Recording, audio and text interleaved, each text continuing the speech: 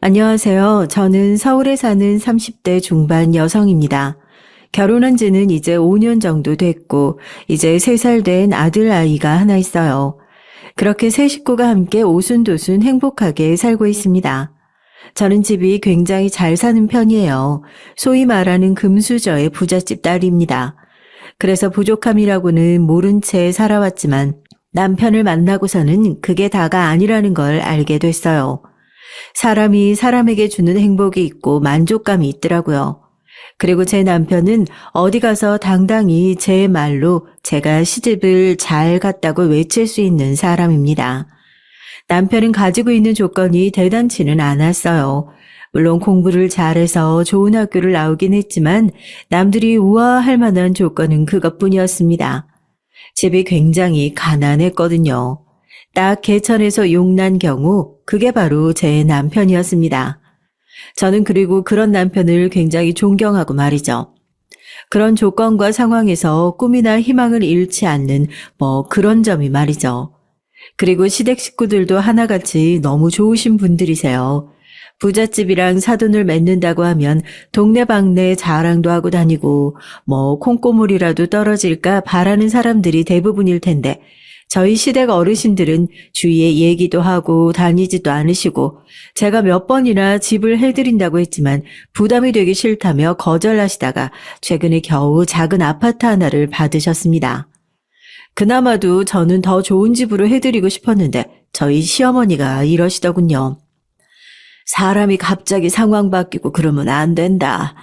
그리고 내 능력도 아니고 그런 걸로 남들이 입대는 것도 싫고 우리는 딱 그 정도가 적당해. 하고 말이죠. 안 좋게 얘기하시는 것도 아니에요. 제가 기분 나쁘지 않게 늘 잘 얘기해 주십니다. 딱 한 번 도와달라고 부탁하신 적이 있는데 그건 아가씨 유학 문제였어요. 아가씨가 공부를 굉장히 잘해서 해외에 유학을 갈 기회가 왔는데 도저히 형편이 안 돼서 못 보내겠다고 포기하라고는 말을 못 하겠다며 저에게 정말 미안해 하시면서 부탁을 하시더군요. 저는 기쁜 마음으로 도와드렸고요. 그 정도 말고는 먼저 저에게 뭔가를 바라시거나 하신 적이 단 한 번도 없으십니다. 조금 그래줬으면 하는 마음까지 들 정도니까 말이죠. 이제 저희 친정 얘기를 좀 해볼게요. 저희 집이 뭐 하는 집인지 이쯤 되면 궁금해하시는 분들이 많으실 테니까 말이죠. 저희 아빠는 사업을 하십니다. 그리고 꽤 많이 성공한 사업가시고요. 그러니 제가 이렇게 부잣집 딸로 살 수 있는 거기도 하고 말이죠. 저희 부모님은 남편과 결혼할 때 조금 마음에 안 들어하긴 하셨지만 그래도 더 잘난 집에 딸을 빼앗기는 것보다는 낫다고 생각하신 모양이었어요. 그리고 또 지금은 사위를 굉장히 예뻐라 하시고 말이죠. 그만큼 저희 남편이 심성이 곱고 모두에게 잘하는 좋은 사람이라 그런 거겠지만요. 남편은 원래 좋은 학교를 나와 저희가 흔히 이름만 대면 다 안다고 하는 대기업에 다녔어요. 원래는 저희 아버지 회사에 다닌 건 아니었죠. 대기업에서 인정받는 능력 있는 사원이었습니다. 그런데 어느 날 아버지가 그러시더군요. 이제 양서방도 슬슬 사업 물려받을 준비를 해야 하지 않겠나? 라고 말이죠. 사실 저는 생각을 하긴 했습니다. 저희 집에 자식이라고는 저 하나밖에 없는데 저는 사업과 전혀 상관없는 전공에 지금도 뜻이 없으니 부모님은 당연히 사위에게 물려주고 싶으셨겠죠. 게다가 남편이 능력 없는 것도 아니고 좋은 대학을 나와서 지금은 인정받는 회사원이기까지 하니까 말이죠. 제가요? 뭘 그렇게 놀라? 그러면 우리 가족 중에 이렇게 능력 있는 사람이 있는데 내가 다른 사람에게 내 회사를 줄 알았어? 남편은 처음에는 부담스럽다며 거절했습니다. 자기 몫도 아니고 자기는 그럴 그릇도 되지 않는다고 말이죠. 하지만 그런 모습이 더더욱 아빠 마음에 든 것 같았어요. 한 1년 가까이 아빠가 남편을 설득했고 남편은 결국 아빠의 그 말을 받아들였습니다. 대신 한 가지 조건이 있었어요. 회사가 어디고 제가 아버님 사위라는 사실을 아무에게도 말하지 말아주십시오. 그리고 들어가는 것도 아래서부터 제대로 시작하고 싶습니다. 능력이 돼야 물려받을 수 있는 거니까요. 꼭 그렇게까지 해야 하나? 그러면 제가 이해되지 않을 것 같아서요. 그리고 그렇게 해야 직원들도 인정할 테고요. 남편은 확고했습니다. 그리고 아빠도 그런 남편의 마음을 존중했어요. 그리고 그게 맞다고 내심 생각하신 듯 남편의 그런 결정을 좋아하셨고 말이죠. 남편은 그렇게 정말 회사에 몇 사람 빼고는 아무도 모르게 저희 아빠 회사로 입사했습니다.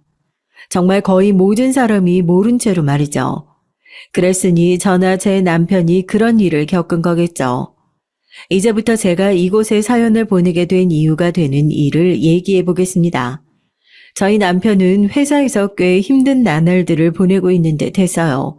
워낙 성격이 성격인지라 그런 걸 티를 하나도 내지 않는 사람이었지만 저는 알 수 있었습니다. 힘든 일이 있기는 하구나 하고 말이죠. 남편은 겉으로는 원래 다니던 대기업에서 일을 잘하기로 소문이 나 스카웃이 되어 온 모양새로 아빠 회사에 이직이 된 거였거든요. 그래서 그런지 시기와 질투가 심했던 것 같아요. 엘리트네 뭐니 하면서 승진이 잘 되는 부서로 입사를 한 것도 그랬고 원래 그렇게 막 크지 않은 회사들은 소문도 금방금방 도는 데다가 임원급의 자리가 정해져 있으니 견제도 더 심하다고 알고 있긴 했거든요. 남편도 딱 그런 식의 질투 견제를 받기 시작했던 것 같아요. 회사에서 정 힘들면 그냥 다 말해버려. 그러면 안 되지. 힘들다고 막 다 말해버리면 그게 무능력함을 인정하는 거야. 남편은 그렇게 얘기하며 묵묵히 일을 열심히 했던 것 같아요. 그 결과 남편의 정체를 아는 회사분들에게 전해 듣기로 회사 사람들도 겉으로는 시기하고 견제하고 질투해도 속으로는 남편이 일을 잘한다는 걸 인정하고 왜 또 스카웃이 되어서 왔는지 이해한다고들 하더라고요. 남편의 그 뚝심이 늘 먹히는 게 저는 남편의 대단한 점이라고 생각했습니다. 하지만 그럼에도 불구하고 참을 수 없었던 적은 있었어요. 저는 남편이 그 정도로 회사 생활이 고난하다고 생각하진 않았는데 한 번은 제가 전화를 잘못 받았던 적이 있었거든요. 여보세요? 양 팀장 좀 바꿔봐. 네? 누구신데요? 나 댁 남편의 회사 상사 되는 사람이요. 다짜고짜 초면에 말을 툭툭 내뱉는 것과 반말까지 정말 기분이 확 나쁘더군요. 그런 사람 밑에서 어떤 대접을 받을지 너무 불보듯 뻔하게 그려졌습니다. 당장이라도 소리를 지르면서 초면에 반말은 너무 하시지 않냐 뭐 이렇게 따져 묻고 싶었지만 정말 안간힘을 다해 꾹 참았어요. 원래 제가 그렇게 인내심이 있는 편은 아닌데 남편을 생각하니 참아지더라고요. 그 김상무라는 사람 뭐야? 뭐가 그렇게 사람이 예의라고는 없어? 그분이 좀 그런 편이지. 그래서 회사 사람들한테 평판 안 좋아. 그 사람이 혹시 자기 괴롭히거나 하는 거 아니지? 나한테만 그러는 것도 아니고 직원들 다 싫어해서 별로 아무렇지 않아. 그러니까 너무 걱정하지 마. 남편은 그렇게 얘기했지만 저는 그 이후로도 내내 마음에 뭔가가 얹힌 듯 갑갑했습니다. 그리고 그 사람의 얼굴을 확인하고 싶어서 그냥 순수하게 어떻게 생긴 사람인지 너무 궁금했거든요. 그러던 중에 그럴 수 있는 기회가 왔습니다. 회사에서 부부 동반 송년회를 하는데 당신 부담스러우면 안 와도 돼. 아무래도 아는 얼굴도 있을 거 아니야. 아는 얼굴들은 자기 정체 비밀로 해야 한다는 거 다 아는데 뭐. 내가 부담스러울 게 뭐 있어? 나 갈게. 나도 회사 사람들 어떤 사람들인지 궁금했는데 잘 됐네. 정말 잘 됐다고 생각했습니다. 어차피 언젠가는 남편의 회사가 될 회사이기도 했고 지금은 저희 아빠 회사인데 제가 그동안 너무 몰랐다 싶은 마음도 있더라고요. 그래서 나가기로 했어요. 남편은 내심 조금 불안한 것 같기는 했습니다. 처녀 시절 원하는 건 다 하고 싶은 말 다 하고 살았던 제 성격을 아니까 그랬겠죠. 하지만 일부러 남편의 그런 걱정은 모른 척 했어요. 그리고 송년회 아침이 밝았습니다. 저는 옷차림부터 무척 신경을 썼어요. 너무 명품 티가 나지는 않지만 그래도 고급스럽고 품위가 있어 보이는 옷으로 선택했고 가방도 마찬가지였습니다. 알아볼 사람은 알아보겠지만 너무 경박스럽지는 않은 가방으로요. 그리고 화장과 머리도 다 샵에 가서 만졌습니다. 마찬가지로 너무 화려하지도 않지만 그렇다고 너무 수수하지도 않게 말이죠. 원래 저희 같은 사람들은 다니는 샵 정도는 다 있거든요. 그분들에게 중요한 날이니 잘 부탁한다고 해서 특별히 신경 쓴 차림이었어요. 그리고 원래도 남편 옷은 제가 다 골라줬었는데 그날은 더 성심성의껏 골랐고 말이죠. 사실 저는 저를 알아볼 줄 알았거든요. 제가 결혼할 때 아빠의 회사 사람들도 꽤 많이 왔기 때문에 당연히 이러고 가면 저를 알아볼 사람들이 있을 거라고 말입니다. 그런데 사람들은 생각보다 남들에게 관심도 없고 또 사람의 얼굴을 잘 기억하지 못하더라고요. 다들 어디서 봤는데 낯이 익는데까지는 가도 제가 우리 아빠의 딸이라고는 상상조차 하지 못하는 듯 했어요. 뭐 저라도 그런 건 상상조차 못했을 것 같기는 하네요. 전에 잠깐 통화했던 적이 있지? 내가 그 김상무네. 전에 그 예의 밥 말아먹은 통화를 했던 사람이 그 사람이더군요. 저는 정말 안간힘을 다해 억지로 웃으며 내미는 손을 잡았습니다. 성질 같아서는 손을 쳐내고 싶었지만요. 양 팀장이 장가를 잘 갔다더니 정말인가 보네. 아이고 그래요? 양 팀장이 장가를 잘 갔어요? 어쩐지 부인 되시는 분이 예사롭지는 않더라니 집안이 잘 사나 봐요. 김상무 옆에 딱 붙어서 경박하게 웃고 있는 사람은 그의 부인인 듯 하더군요. 끼리끼리 잘 만난 것 같다는 생각을 속으로 했던 것 같습니다. 딱 봐도 그래 보이잖아. 귀티가 흐르는 게. 김상무의 아내는 자신의 남편의 그 말에 저를 아래 위로 훑어보듯 하더군요. 솔직히 기분이 정말 많이 나빴습니다. 아마 예전에 저 같았으면 그 자리에서 다 뒤집어 엎었을지도 몰라요. 하지만 참았습니다. 남편이 잘했다는 듯 가만히 제 어깨를 토닥였습니다. 저는 그렇게 한숨을 한번 몰아쉬고는 마음을 더 진정시키기 위해 화장실에 갔어요. 그리고는 안에서 듣게 된 이 얘기입니다. 제가 화장실 안에 있다는 걸 모르고 자기들끼리 떠드는 걸 제가 들은 거예요. 양 팀장 부인이란 사람 봤어요? 그거 입고 나온 옷 한정판 아니에요? 그랬던 것 같은데? 그거 엄청 비싼 걸 텐데요. 집이 어마어마하게 부자인가? 아니 그런데 양 팀장은 전혀 그런 티를 안 내지 않았어요? 입고 다니는 옷은 좀 괜찮아 보이긴 했던 것 같은데요. 괜찮은 정도지 막 엄청나지는 않았잖아. 게다가 저런 옷을 아무렇지도 않게 입고 나올 정도면 정말 재력가라는 소린데 가방도 봤어요? 가방도 가방인데 신발도 그거 엄청 비싼 거예요. 자기들끼리 제 옷차림을 가지고 각종 추측을 하고 난리가 났더라고요. 그 안에서 듣고 있는데 정말 웃음이 나올 뻔했습니다. 거기까지는 딱 웃음이 나올 뻔한 정도였어요. 그 뒤로는 아니었지만요. 다 짝퉁 아닐까요? 근데 저런 건 짝퉁도 없을걸요, 워낙교에서.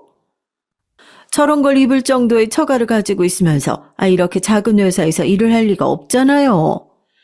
그건 또 그렇죠. 어디서 빌린 걸까? 우리들 만나서 기죽이려고? 그럴 수도요.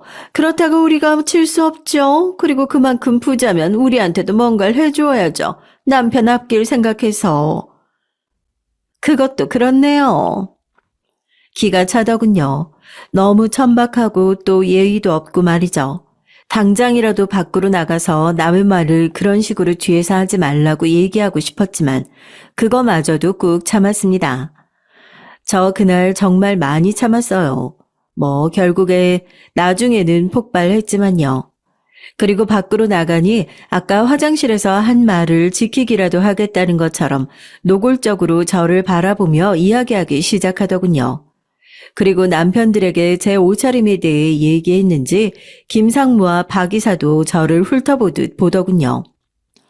듣자니 양 팀장 아내분 집안이 상당히 재력가이신 것 같다고. 남편이 그 말에 저를 돌아봤습니다. 저는 아무 말도 하지 않았다는 듯 어깨를 으쓱했어요. 실제로 저는 아무 말도 하지 않은 게 맞았고요. 아니, 입고 있는 옷이나 들고 있는 가방, 또 신고 있는 신발 같은 게 보통 것들이 아니라서요. 남편은 그제야 이해가 된다는 듯 고개를 끄덕이면서도 뭘 그걸 알았다고 이렇게 천박하게 아는 척을 하느냐는 얼굴로 그들을 바라봤습니다.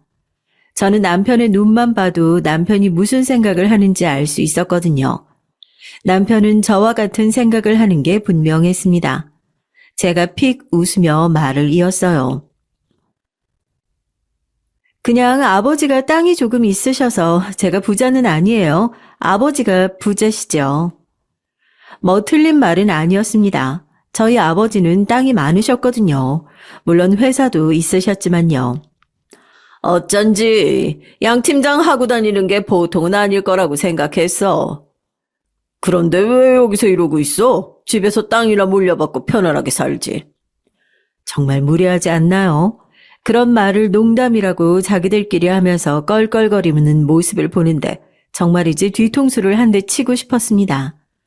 남편은 웃으면서 말했어요. 그건 장인어른 재산이고 저와는 관련 없는 건데요, 뭐.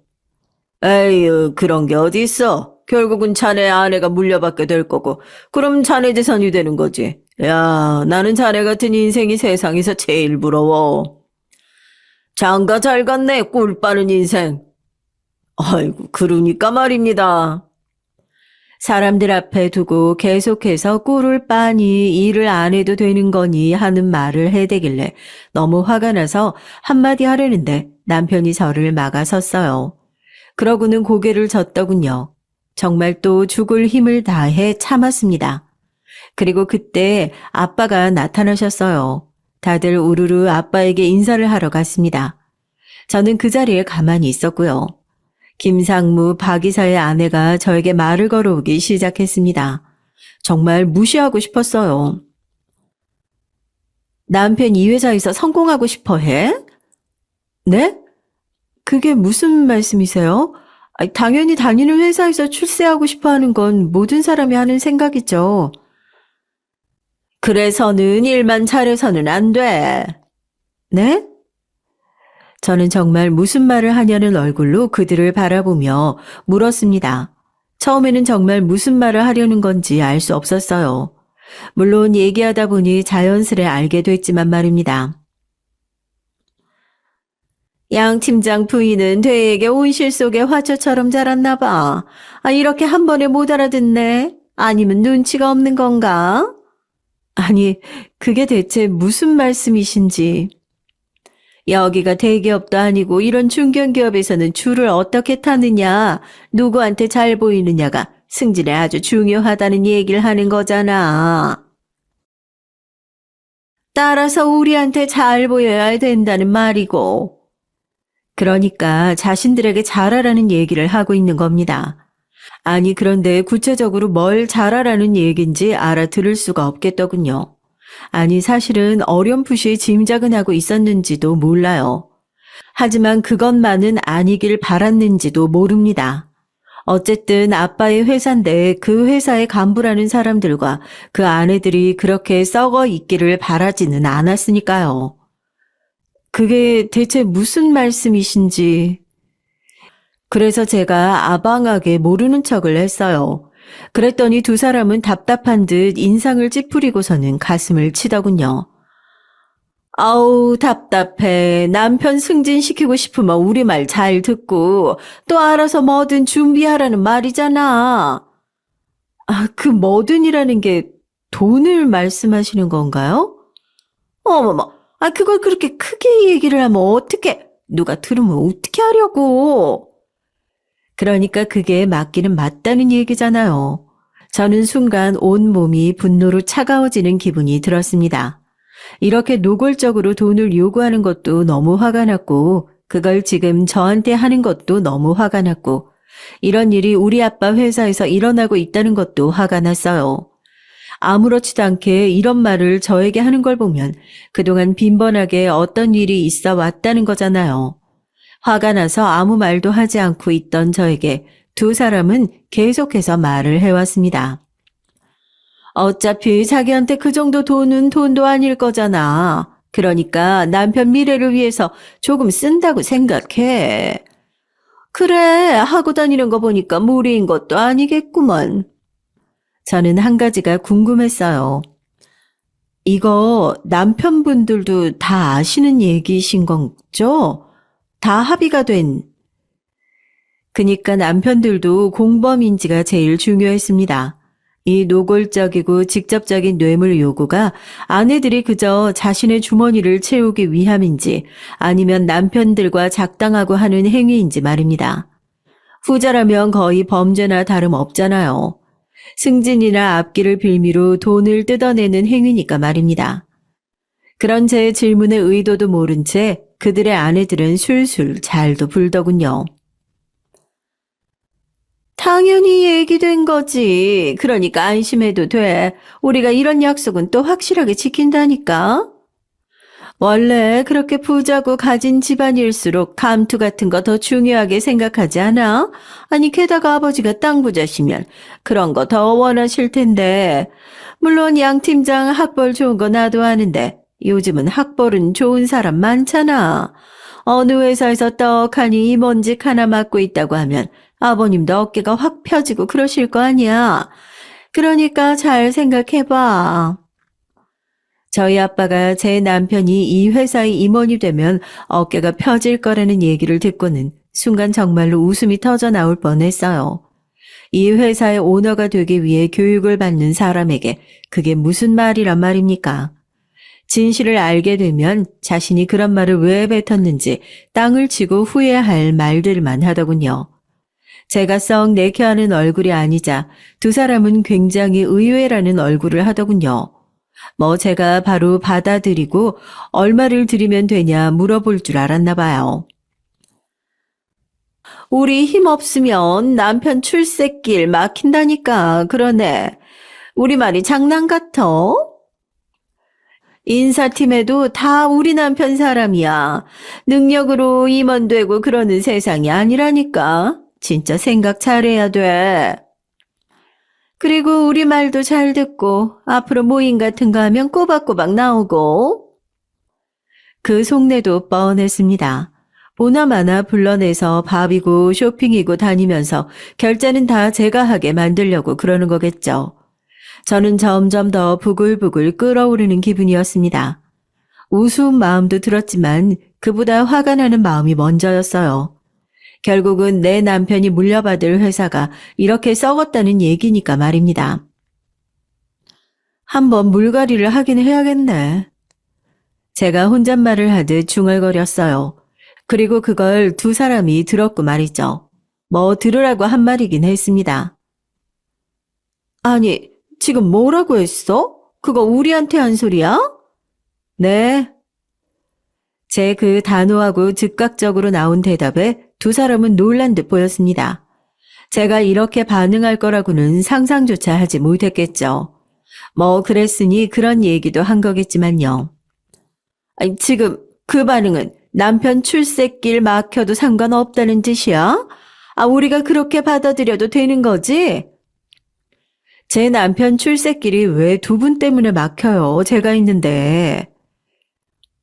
집에 돈 좀 있다고 이러나 본데 우리 회사에서는 양 팀장 처가가 돈이 좀 있는 것보다 우리 남편들 입김이 훨씬 더 센 거 몰라? 아니 온실 속에 화초처럼 자라서 그런가? 왜 이렇게 세상 물정을 몰라? 진짜 큰 코 다쳐 볼래? 큰 코 다친다고 누구한테 할 소리인지 모르겠더라고요. 큰 코는 지금 당신들이 다치게 생겼는데 하는 생각이 들었습니다. 저는 그쯤에서 결심했던 것 같아요.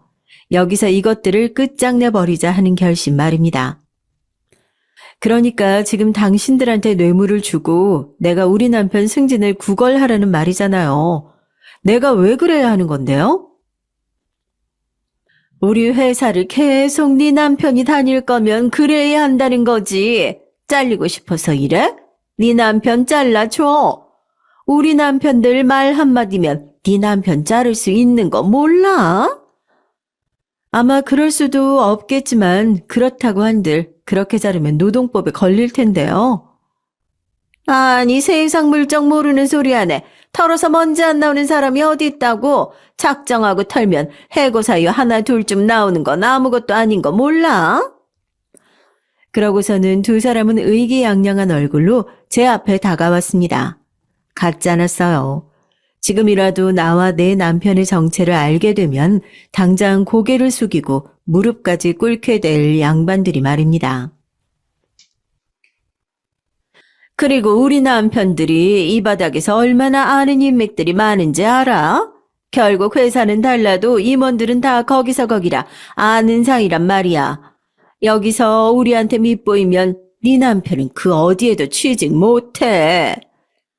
집에서 뭐 땅만 팔아먹고 백수처럼 지내는 것도 나쁘지는 않겠네. 그러면서 자기들끼리 낄낄거리며 저와 제 남편을 비웃더군요. 그 순간 이성의 끈이 조금 끊어지는 것 같은 기분이 들었습니다. 인사가 다 끝난 건지 김상무와 박 이사 그리고 남편이 저희 쪽으로 다가왔습니다. 남편은 제 얼굴을 보고 바로 알아챘어요. 방금 전까지 무슨 일이 있었다는 사실을 말입니다. 여보, 양 팀장 크게 되기는 긁는 것 같네. 부인분이 영 말귀를 못 알아들으시네. 너무 꽃처럼만 자라셨나 봐. 그렇게 돌려서 제가 돈을 주지 않겠다고 했다는 걸 말하더군요. 그 말에 김상무와 박 이사의 표정이 굳어졌습니다. 그리고는 한숨을 쉬며 저와 남편의 어깨를 꽉 잡고서는 말했어요. 양 팀장, 세상에는 바르게만 해서는 안 되는 것들이 있어. 출세도 바로 그래. 이렇게 답답하게 굴어서야 성공할 수 있겠어? 그 좋은 대기업 포기하고 여기로 왔으면 임원은 달아봐야 할 거 아니야. 우리가 앞길 열 수 있게 도와준다잖아. 남편도 무슨 소리를 하는 건지 바로 아는 것 같은 눈치였습니다. 아마 남편은 회사에 있으면서 더 많은 것들을 보고 들었을 테니 알 수 있었겠죠. 게다가 이들이 이렇게 자연스럽게 돈을 요구하는 것을 보면 이게 처음 있는 일도 아니었을 테니 회사에서 뒷말이 있기도 했을 테고 말이죠.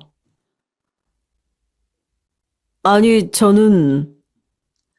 남편이 곤란해하는 모습을 보자마자 제 뚜껑이 그대로 열렸습니다. 더는 참을 수가 없었어요. 저는 심호흡을 한번 크게 하고는 남편의 손을 덥석 잡았습니다.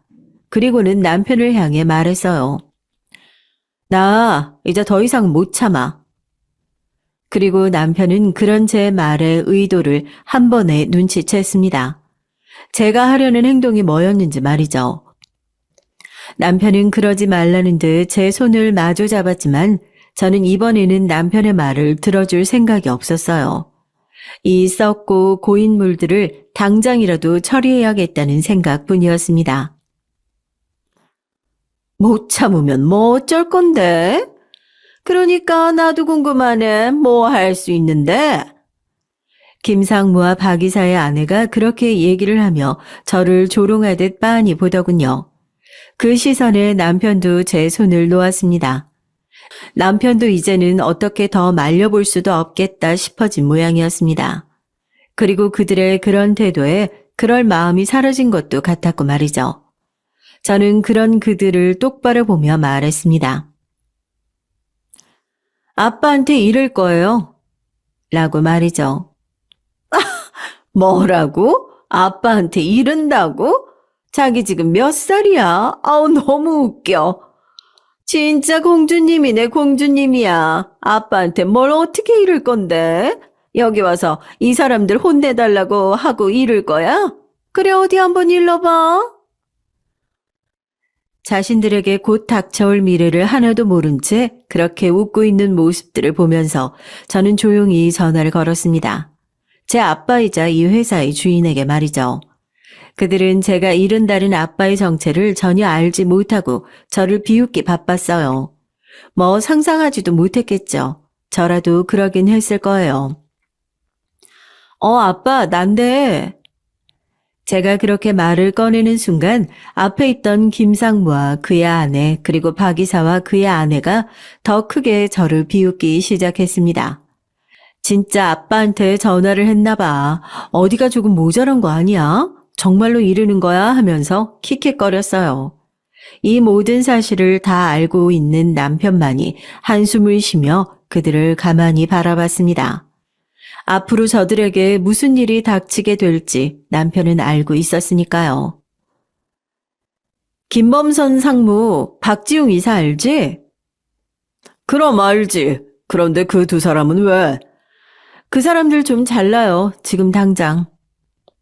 전화기 너머 아빠는 이 모든 일이 무슨 상황인지 어리둥절해 하시며 무슨 일이냐고 물었고 제 앞에 그 네 사람은 저를 보며 그렇게 말하면 아버지가 아세요 하면서 여전히 저를 비꼬고 조롱하기 바빴습니다. 그런 그들을 똑바로 바라보며 제가 전화기 너머의 아빠에게 말을 더했어요. 아빠, 회사에 이런 사람들이 있으면 안 될 것 같아. 나한테 네 남편 승진시키고 싶고 앞길 막기 싫으면 돈을 달라고 뇌물을 대놓고 요구하더라고. 뭐? 너한테? 아빠는 놀라서 되물었고 제 앞에 네 사람은 가만히 제 말을 웃으면서 듣고 있다가 어딘가 이상한 걸 깨달은 듯 고개를 갸웃거리기 시작했습니다. 그리고 한 사람이 멍한 얼굴로 이런 말을 하더군요. 아빠 회사? 그래도 그렇게까지 멍청하지는 않은지 제 말을 알아들은 것 같기는 했습니다. 일부러 알아들으라고 아빠 회사라는 말을 꺼낸 거거든요. 그리고 그 뒤로 모두 머리 위에 물음표가 뜬 것 같은 얼굴로 저를 바라봤어요. 제가 지금 무슨 소리를 하고 있나 싶었겠죠. 아빠 회사라니 말입니다. 일단 아빠가 여기로 좀 와봐요. 나랑 양서방 있는 대로. 그렇게 말을 하고 전화를 끊은 뒤 가만히 팔짱을 끼고 제 앞에 네 사람을 바라봤습니다. 그들은 조금 전과는 너무나 다른 얼굴들이었어요. 어딘가 불안해 보이기도 했고 또 이게 무슨 일인지 전혀 영문을 알 수 없는 얼굴이기도 했고 또 쎄한 느낌을 느끼는 얼굴이기도 했습니다. 잠시 정적이 흐른 뒤 김상무의 아내가 저를 향해 물었죠. 그 말투는 조금 전과는 사뭇 달랐습니다. 어딘가 상당히 조심스러웠거든요. 혹시 이름이 뭐예요? 라고 말이죠. 조금 전까지는 반말을 찍찍 내뱉다가 갑자기 존댓말을 하는 게 우습더군요. 비웃음이 섞인 얼굴로 가만히 바라보다가 제가 한자 또박또박 제 이름을 말했습니다. 허예진이요. 그들의 얼굴이 순식간에 흑빛이 되는 것을 봤어요. 이 회사 오너의 성이 허씨라는 것은 모두가 알고 있는 사실이었으니까요. 흔하지도 않은 성이었고 또 조금 전에 제 통화를 유추해 봤을 때 누가 봐도 추측이 가능한 상황이었잖아요. 제가 이 회사의 대표의 딸이라는 사실을 말입니다. 게다가 머릿속을 스쳐 지나갔을 겁니다. 이 회사 대표의 하나밖에 없는 고명딸이 평범한 회사원과 결혼을 했다는 그 사실을 말입니다. 김상무가 멍한 얼굴로 중얼거렸어요. 어쩐지 낯이 익더라니. 낯이 익을 수밖에요. 제 결혼식에도 왔던 사람이니 말입니다. 정말이지 그 바보 같음에 한숨이 나왔던 것 같아요. 제가 몰라 뵙고 죽을 죄를 졌습니다. 상황 파악을 끝낸 김상무는 냅다 90도로 고개를 숙였습니다. 저는 그런 김상무를 팔짱을 풀지 않은 채 그냥 가만히 바라보기만 했어요. 그리고 멍청한 그의 부인은 아직도 상황 파악이 덜 된 것 같았습니다. 자기 남편을 향해 멍청한 얘기를 늘어놓았거든요. 아니 당신 갑자기 왜 이래? 뭔데? 왜 인연한테 고개를 숙여? 닥치지 못해? 인연이란 무슨 상황인지 모르겠어. 입 다물어. 그리고 김상무가 그렇게 소리를 지르자 김상무의 아내는 입을 다물고는 어딘가 불안한 얼굴로 저를 바라봤어요. 뭔지는 몰라도 일단은 제가 중요한 사람이라는 건 깨달은 듯 보였습니다. 그 순간이었어요. 이게 다 무슨 소란이야? 제 아빠이자 제 남편의 장인 어른이자 그리고 이 회사의 대표인 아빠가 도착해 물었습니다. 그리고 아빠의 얼굴을 확인한 김상무와 박 이사 그리고 그의 아내들의 얼굴이 새하얗게 질렸어요. 그리고는 제 다음 말에는 거의 기절할 듯한 얼굴이 되더군요. 아빠! 제가 자신들의 대표를 다름 아닌 아빠라고 불렀으니 말입니다. 이게 다 뭐야? 아빠는 일단 제가 이런 자리에서 자신을 아빠라고 부르는 것에 놀란 것 같았어요. 남편이 이 회사에 자신의 사위로 취직했다는 게 비밀인 상황이기도 했고, 게다가 저는 이런 중요한 자리에서는 아빠를 아빠라고 부르지 않고 아버지 혹은 대표님이라고 불렀거든요. 그런데 냅다 아빠라고 부르면서 팔짱까지 끼니 놀라실 수밖에요. 대표님, 그게. 대체 이게 무슨 일이야? 다짜고짜 전화해서 이 두 사람을 자르라니. 그리고 뇌물을 달라고 했다는 건 또 무슨 말이고? 사태 파악이 전혀 되지 않은 아빠가 저를 향해 그렇게 물었고, 그 네 사람은 거의 쓰러질 듯한 얼굴이 됐습니다. 특히 김상무의 아내와 박 이사의 아내는 울고 있더군요. 겁이 났겠죠. 앞으로 자신들의 미래가 어떨지 직감적으로 감이 왔을 겁니다. 박 이사의 아내가 바로 무릎을 꿇고서 제 다리를 잡았어요. 그렇게라도 해야겠다고 생각한 것 같았습니다. 제가 죽을 죄를 졌습니다. 누군지도 몰라 뵙고 그런 말도 안 되는 소리를 제발 한 번만 용서해 주세요. 지금 모두가 착각하고 있는 게 있었어요. 이 일에서 중요한 건 제가 누구의 딸인지 하는 게 아니었습니다. 용서를 비는 건 물론 저에게 인간적으로 무례하게 대한 것도 빌어야 하긴 하겠지만 가장 중요한 핵심은 그게 아니었어요. 지금 뭐가 뭔지 대단히 오해를 하고 계신 것 같은데 내가 누군지 못 알아봤다고, 내가 누구의 딸인지 모르고 나한테 막말을 했다고 제가 화가 난 게 아닙니다. 지금 당신들이 나에게 네 남편이 승진하고 싶으면, 회사에 위로 올라가고 싶으면 뇌물을 가져다 바치라고 한 게 가장 중요한 거 아니겠어요? 저는 지금 이렇게 자연스럽게 누군가에게 돈을 요구하는 이 상황이 그 전에도 분명히 있었을 거라고 확신하는데요. 그런 제 말에 박 이사와 김상무의 얼굴이 새하얗게 질렸습니다. 아닙니다, 대표님. 그전에는 이런 일 절대 없었어요. 네, 정말 아닙니다. 저희가 어떻게 그런 짓을, 승진이나 그런 거에 대한 대가로 돈을 받은 적은 한 번도 없습니다. 제가 그런 둘을 보다가 가만히 말을 이어갔어요. 그런 것 치고는 돈을 받으려는 행위가 너무 자연스러우시던데요. 게다가 인사과에 아는 사람이 널렸다는 둥, 밖에도 지인이 많다는 둥 하면서 협박까지 하는 게 한두 번 해본 솜씨가 아니던데요. 정말 한두 번 해본 솜씨가 아니었거든요. 남편들과 아내들이 손발도 착착 맞았고 말입니다. 무슨 부부 사기단을 보는 것처럼 물 흐르듯 자연스러웠는데 처음이라니요. 지나가던 개도 안 믿을 것 같은 말을 하니 어이가 없었죠. 하지만 그들은 계속해서 오늘이 처음이었고 지금까지는 한 번도 그런 일이 없었고 오늘 무례하게 행동한 건 너무 죄송하다며 똑같은 말만 반복했습니다. 처음이 아니잖아요. 여태 조용히 있던 남편이 입을 열었습니다. 작게 얘기했지만 모두를 다 집중시킬 만큼 힘이 있는 목소리로 말이죠. 남편의 표정은 어딘가 뭔가를 결심한 듯 보였고 또 굉장히 단호해 보이기도 했습니다. 여기 아는 사람만 몇 명인데 지금 또 말로 눈 가리고 아웅을 하려고 하십니까? 이제는 손바닥으로 하늘 못 가리십니다. 남편의 그 말에 김상무와 박 이사는 잠시 멈칫하더니 이내 다시 아니라며 자신들은 억울하다며 뭔가 오해가 있는 것 같다고 아빠를 향해 매달렸어요. 정작 아빠는 아무 말도 하지 않은 채 가만히 이 모든 상황을 관전하듯 바라보고 계셨는데 말이죠. 그렇게 가만히 있던 아빠가 마침내 입을 열었습니다. 그 장소에 있던 모든 사람이 아빠의 입을 바라보고 있는 것 같았어요. 이미 저희는 그곳에 있는 모든 사람들의 구경거리 아닌 구경거리가 되어 있었거든요. 이렇게 서로 하는 말이 달라서야 내가 어디 말을 믿을 수가 있겠나. 하지만 일단 정황상 내 딸에게 자네들이 돈을 요구한 건 맞아 보이니 짚고 넘어가야 하긴 하겠구먼. 저는 생각했습니다.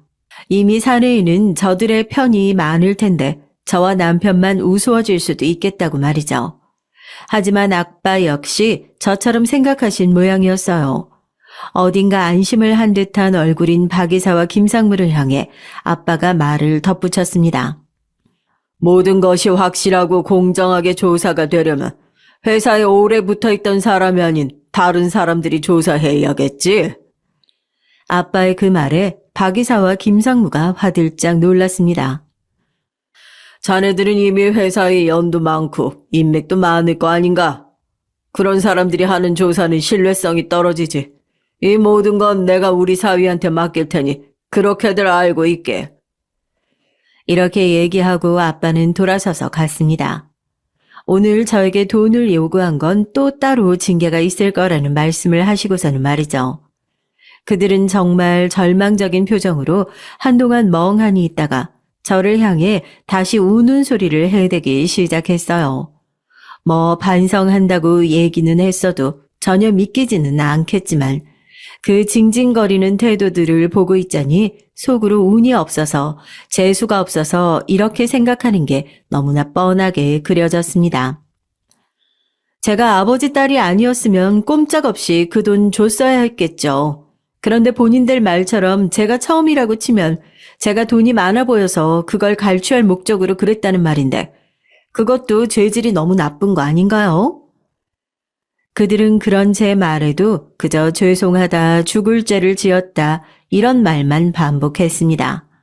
뭐 다른 말을 할 수가 없기는 했을 거예요. 잘못을 한 게 맞았고 그리고 거짓말도 하는 게 맞는데 거기서 더 무슨 말을 할 수 있었겠어요. 그렇게 그날 그 사건은 일단은 거기까지였습니다. 물론 그 뒷얘기도 있지만 말이죠. 남편은 그날 이후로 당연히 회사에 소문이 다 났다고 하더라고요. 뭐 어쩔 수 없는 일이기는 했습니다. 누가 봐도 아버지의 후계자로 들어온 게 뻔한 상황이니 다들 굉장히 관심을 가질 수밖에 없었을 거예요. 그리고 아빠는 그 핑계로 남편을 바로 승진시켰습니다. 명목은 박이사와 김상무의 비리 조사였지만 사실 아빠는 내심 남편이 빨리 회사에서 자리 잡아서 빨리 물려주고 싶어하는 마음이 크셨거든요. 본인은 늘 쉬고 싶다고 말씀하셨으니까요. 그래서 이때다 하는 마음으로 승진부터 시키신 겁니다. 어쨌든 남편의 승진 이후로 그들에 대한 조사는 속도가 붙었다고 전해 들을 수 있었어요. 조사를 해보니 피해자가 한둘이 아니었더라고요. 그간 그들에게 돈을 달라고 요구받은 직원들도 많았고 주지 않았다는 이유로 승진해서 누락이 되거나 혹은 불이익을 받은 직원들도 많았습니다. 그들의 증언이 정말 말 그대로 물밀듯 밀려들어왔다는 얘기를 들을 수 있었어요. 그쯤 되니 저는 궁금하더라고요. 대체 뭘 믿고 그렇게 아빠 앞에서 억울한 척, 여태는 그런 일이 없었던 척 할 수 있었나 싶은 생각이 들었습니다. 저질러 놓은 일들이 이렇게 많은데 증언하는 사람이 단 한 명도 없을 거라고 그렇게 생각하는 게 일반적이지는 않잖아요. 그리고 얼마 지나지 않아 그 의문에 대한 답을 들을 수 있었습니다.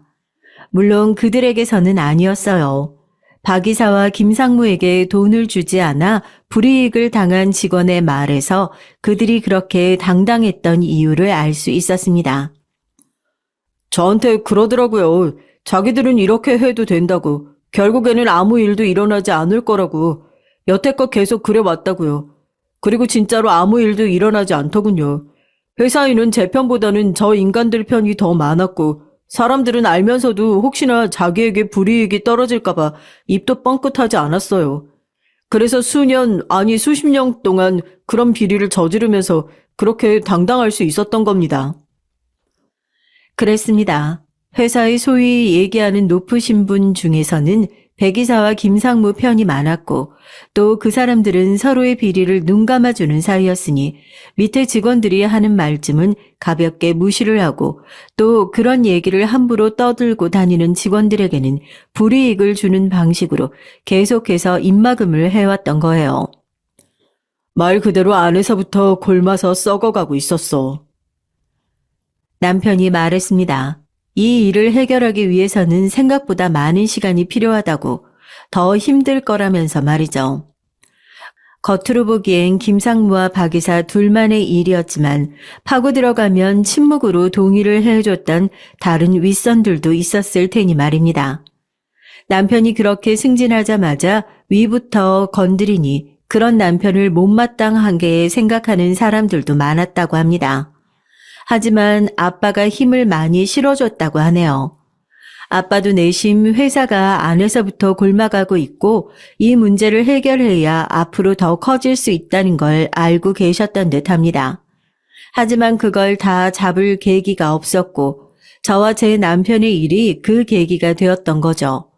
저는 그 뒤로 회사 내부의 사정을 완전히 자세히 알지 못합니다. 결론부터 얘기하면 그 김상무와 박 이사는 둘 다 회사를 그만뒀어요.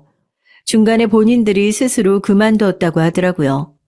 문제가 커지면 이건 회사 내부에서 징계를 먹고 말 문제가 아니라 경찰서까지 들락거려야 하는 사건이 될 수도 있으니 재빨리 발을 뺀 거죠.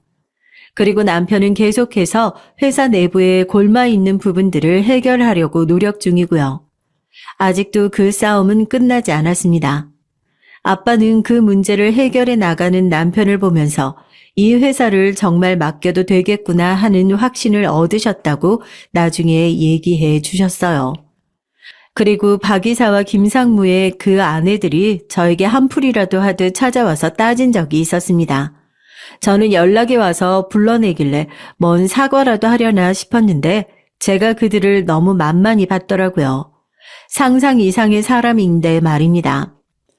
우리가 이렇게 되니까 속이 좀 시원해요? 제가 무슨 잘못을 한 것처럼 들리네요. 잘못한 건 그쪽들인데. 아니, 일을 하다 보면 다른 회사들도 그런 일 많아요. 우리가 재수없게 걸린 게 사주 딸이라서 이렇게 된 거지. 그건 제 알 바 아니고요. 그것 따지려고 지금 저를 불러내신 거예요? 제 그 말에 두 사람은 저를 가만히 보더니 말을 이어갔습니다. 아무리 생각해도 그날 무릎까지 꿇은 건 너무 자존심이 상해서. 그 말에 제가 기가 차서 웃었습니다. 제가 꿇으라고 한 적도 없고 본인이 꿇으셨잖아요. 그 말에 박 이사의 아내가 얼굴이 붉어져서는 그럴 수밖에 없게 네가 상황을 만들었지 않냐. 젊은 여자가 어른들에 대한 공경심이 너무 없다. 돈 많고 사장 딸이면 다하냐 하는 막말을 늘어놨습니다. 제가 녹음을 하고 있다는 사실은 정말 꿈에도 모른 채 말이에요. 그리고 저는 그들을 고소했어요. 열받아서 그랬다기보다는 그냥 그들에게 조금이라도 알려주고 싶었습니다. 니들이 함부로 대하는 누군가가 정말로 니들이 무서워하는 사람일지도 모르고 또 무슨 무기를 쥐고 있을지 모르니 앞으로는 조심하면서 살라고. 인생 그따위로 살지 말라는 의미로 말이죠. 이 모든 일들이 업계에는 소문이 파다하게 나서 박 이사와 김상무는 더 이상 다른 곳에 취직하지 못하고 집에서 놀고 있다는 얘기를 들었어요. 그들의 아내도 사모님 놀이하는 걸 좋아했는데 더는 그러지 못하는 걸 한스럽게 생각했겠죠. 그리고 이 일이 완전히 끝난 것도 아닙니다. 남편은 계속해서 그들의 비리 정황을 찾고 있으니까 말이죠. 그 사모들은 더 이상 사모님 놀이를 할 수 없어서 저를 원망하고 있을 겁니다. 어디서 상무님 아내, 이사님 아내라면서 올려쳐주면 떠받들어주던 사람들이 이제는 더 이상 없으니까 말이죠. 일단은 그것만으로도 조금은 속이 시원하기는 해요. 완전히 다 해결하지는 못했지만 말이죠. 그리고 동네에서 뇌물을 요구했다는 소문이 다 퍼져서 이사하여야만 했다고 하더라고요.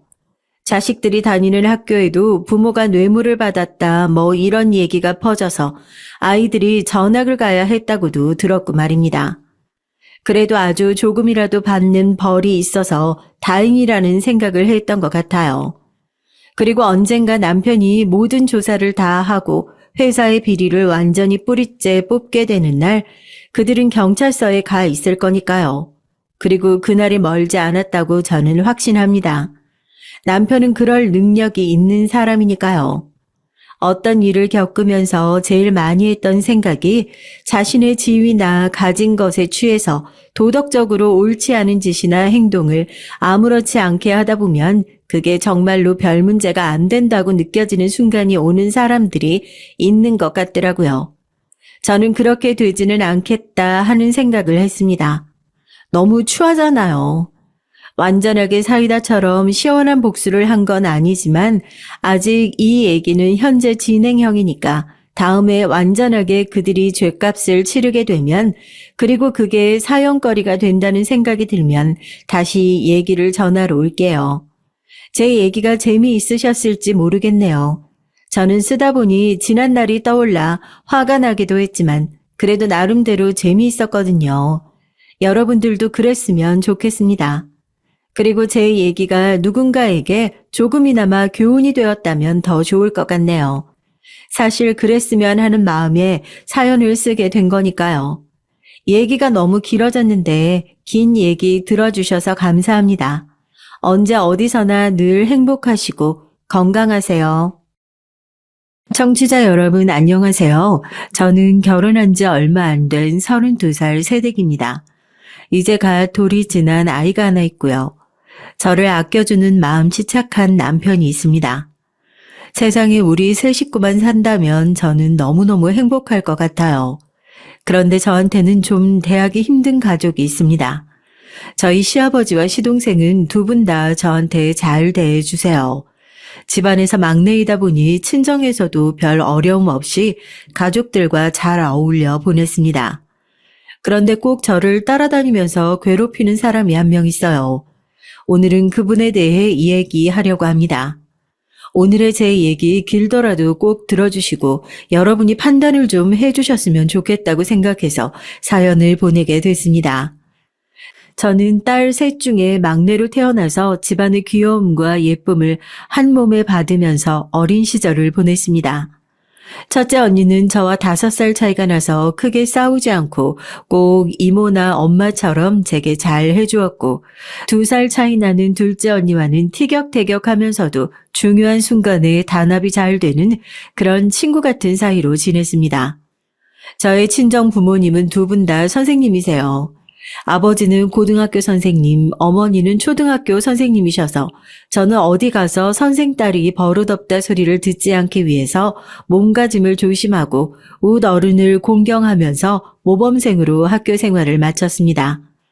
대학을 졸업하기 전까지 연애도 한 번 하지 않고 모태솔로로 지냈던 저는 직장에서 신입사원으로 근무할 때 남편을 만났어요. 처음 들어간 회사는 영국과 일본을 오가면서 수입을 하는 무역회사였고 남편은 저의 사수였는데 신입사원이었던 저는 일을 잘 못해서 남편에게 혼이 많이 났습니다. 기본적인 건 자격증도 따고 영어도 웬만큼 유창한 상태에서 직장 생활을 했는데 무역회사의 영어 실력은 확실히 다르다고 해야 될까요?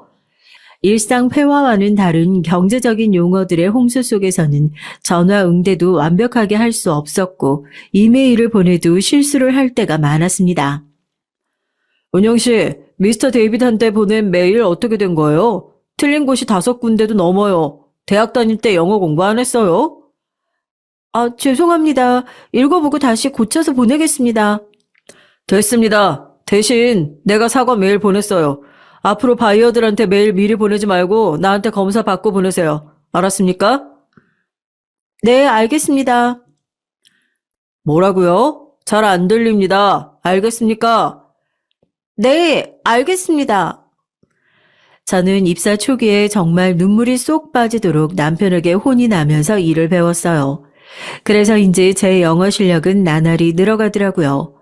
처음에는 남편이 일부러 저를 괴롭히는 줄 알았는데 그게 아니었습니다. 일을 가르쳐 줄 때는 철두철미했고 그 외의 시간에는 저한테 굉장히 잘해줬어요. 그런 다정한 면에 반해서 저는 남편을 은근히 마음에 두고 있었지만 남편에게 애써 티를 내지는 않았습니다. 그러던 어느 날 금요일 퇴근 시간에 남편은 저에게 처음으로 저녁을 같이 먹자고 말했어요. 원래 직장 동료가 금요일에 같이 저녁 먹자고 말하는 건 직장에서 금기처럼 되어 있는 것이었지만 저는 남편이 마음에 들었기 때문에 얼른 승낙했습니다. 남편은 저와 함께 유명한 소고기 맛집을 찾아갔고 저는 속으로 좀 실망을 했어요. 호감을 가지고 있는 상대라면 저녁 식사 장소로 처음부터 고깃집은 좀 아니잖아요. 처음에는 이 사람이 나를 직장 동료 이상으로 생각 안 하나 보다라는 생각을 하게 만들었습니다. 그러나 제 예상을 깨트리고 남편은 고기 맛집에서 태연하게 저에게 사귀지 않겠냐고 제안을 하는 거였어요. 운영 씨, 저 어떻게 생각해요? 남편은 다짜고짜 고깃집에서 볼 빵빵하게 먹을 것을 집어넣고 있는 저한테 그런 말을 하는 거예요. 저는 눈이 휘둥그레져서 먹던 쌈이 목에 걸릴 정도였습니다. 그러나 남편은 태연하게 고기를 뒤집으면서 저에게 말했어요. 난 운영 씨가 처음부터 마음에 들었는데 저랑 진지하게 사귀어 볼래요? 아니, 뭐 그런 걸 이런 고깃집에서 말을 해요? 그래서 고깃집에서 고백했다고 나랑 사귀는 거 싫어요? 아니요, 그건 아니지만 좋아요. 우리 사귀어요. 저와 남편은 사귄 지 1년이 지나서 결혼을 하게 됐어요. 저희 부모님은 남편을 매우 마음에 들어 하셨습니다. 그렇지만 문제는 시어머니셨어요. 시어머니만이 저희 결혼에 이의를 제기하셨습니다. 아직 결혼할 때는 안 됐다고 생각하는데 좀 더 사귀어 본 후에 결정하는 건 어때? 그 전에 헤어지면 더 좋고 연애도 한번 안 해봤다면서 우리 아들보다 더 좋은 사람이 생길 수도 있지 않겠어? 제가 시댁에 처음 인사를 드리러 갔을 때에 시어머니가 하신 말씀이 뇌리에 박혀 두고두고 서운하더라고요. 저는 남편을 너무 좋아했었거든요. 그래서 이 사람을 다른 여자에게 뺏기기 싫어서 6개월 만에 결혼하려고 했지만 시어머니가 3개월 동안 반대를 하셔서 1년이 지나서 결혼을 하게 됐습니다. 시아버지와 시동생은 남편이 좋아하는 여자니 반대할 이유가 없다고 말씀하셨고 제 편이 되어주셨어요. 지금도 저는 시아버지께 감사하는 마음으로 잘해드리려고 노력합니다. 시동생한테도 마찬가지고요. 시동생은 남편과 8살 차이가 나는데 대학교를 다니고 있었거든요. 그래서 저는 시댁에 갈 때마다 시동생에게 남편 몰래 용돈도 쥐어주면서 제 편을 들어달라고 부탁하기도 했어요. 그런 뇌물을 준 덕분인지 저는 시동생에게 점수를 넉넉히 받은 형수가 될 수 있었습니다. 하지만 시어머니는 결혼 후에도 저를 탐탁지 않게 생각하시며 기회가 있을 때마다 저를 나무라고 꾸짖으시면서 제게 스트레스를 푸시는 것 같았어요. 예를 들면 똑같이 남편과 시댁에 들어와도 저한테만 늦었다고 화를 내시거나 제가 시댁에서 심부름을 하거나 설거지를 하면 빠릿빠릿하지 못하다면서 혼을 내시는 거였습니다. 어느 날 제가 저녁상에 놓을 계란말이를 망치자 어머니는 저를 핀잔 주시면서 이렇게 말씀하셨어요. 너는 이런 간단한 음식도 하나 못하니? 집에서 정말 공주처럼 자랐나 보네. 어머니한테 집안일 좀 배워놓지 그랬니? 죄송해요, 어머니. 결혼할 준비를 꼭 하고 결혼하는 건 아니라서요.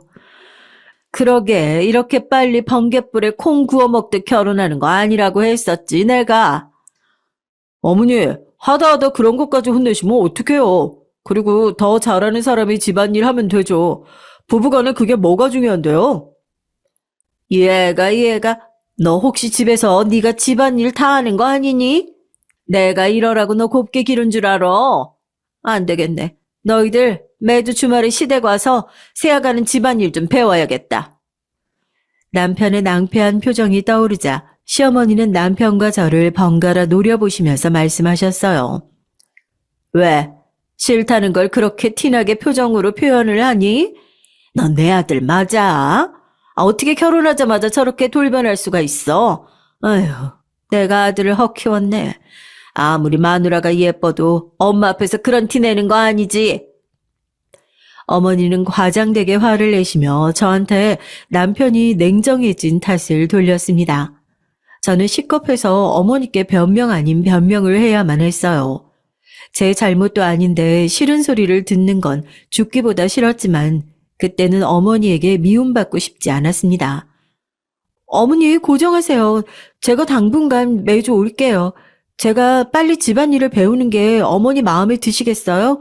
그러면 그렇게 할게요. 그렇게 화내지 마시고 저 미워하지 마세요, 어머니.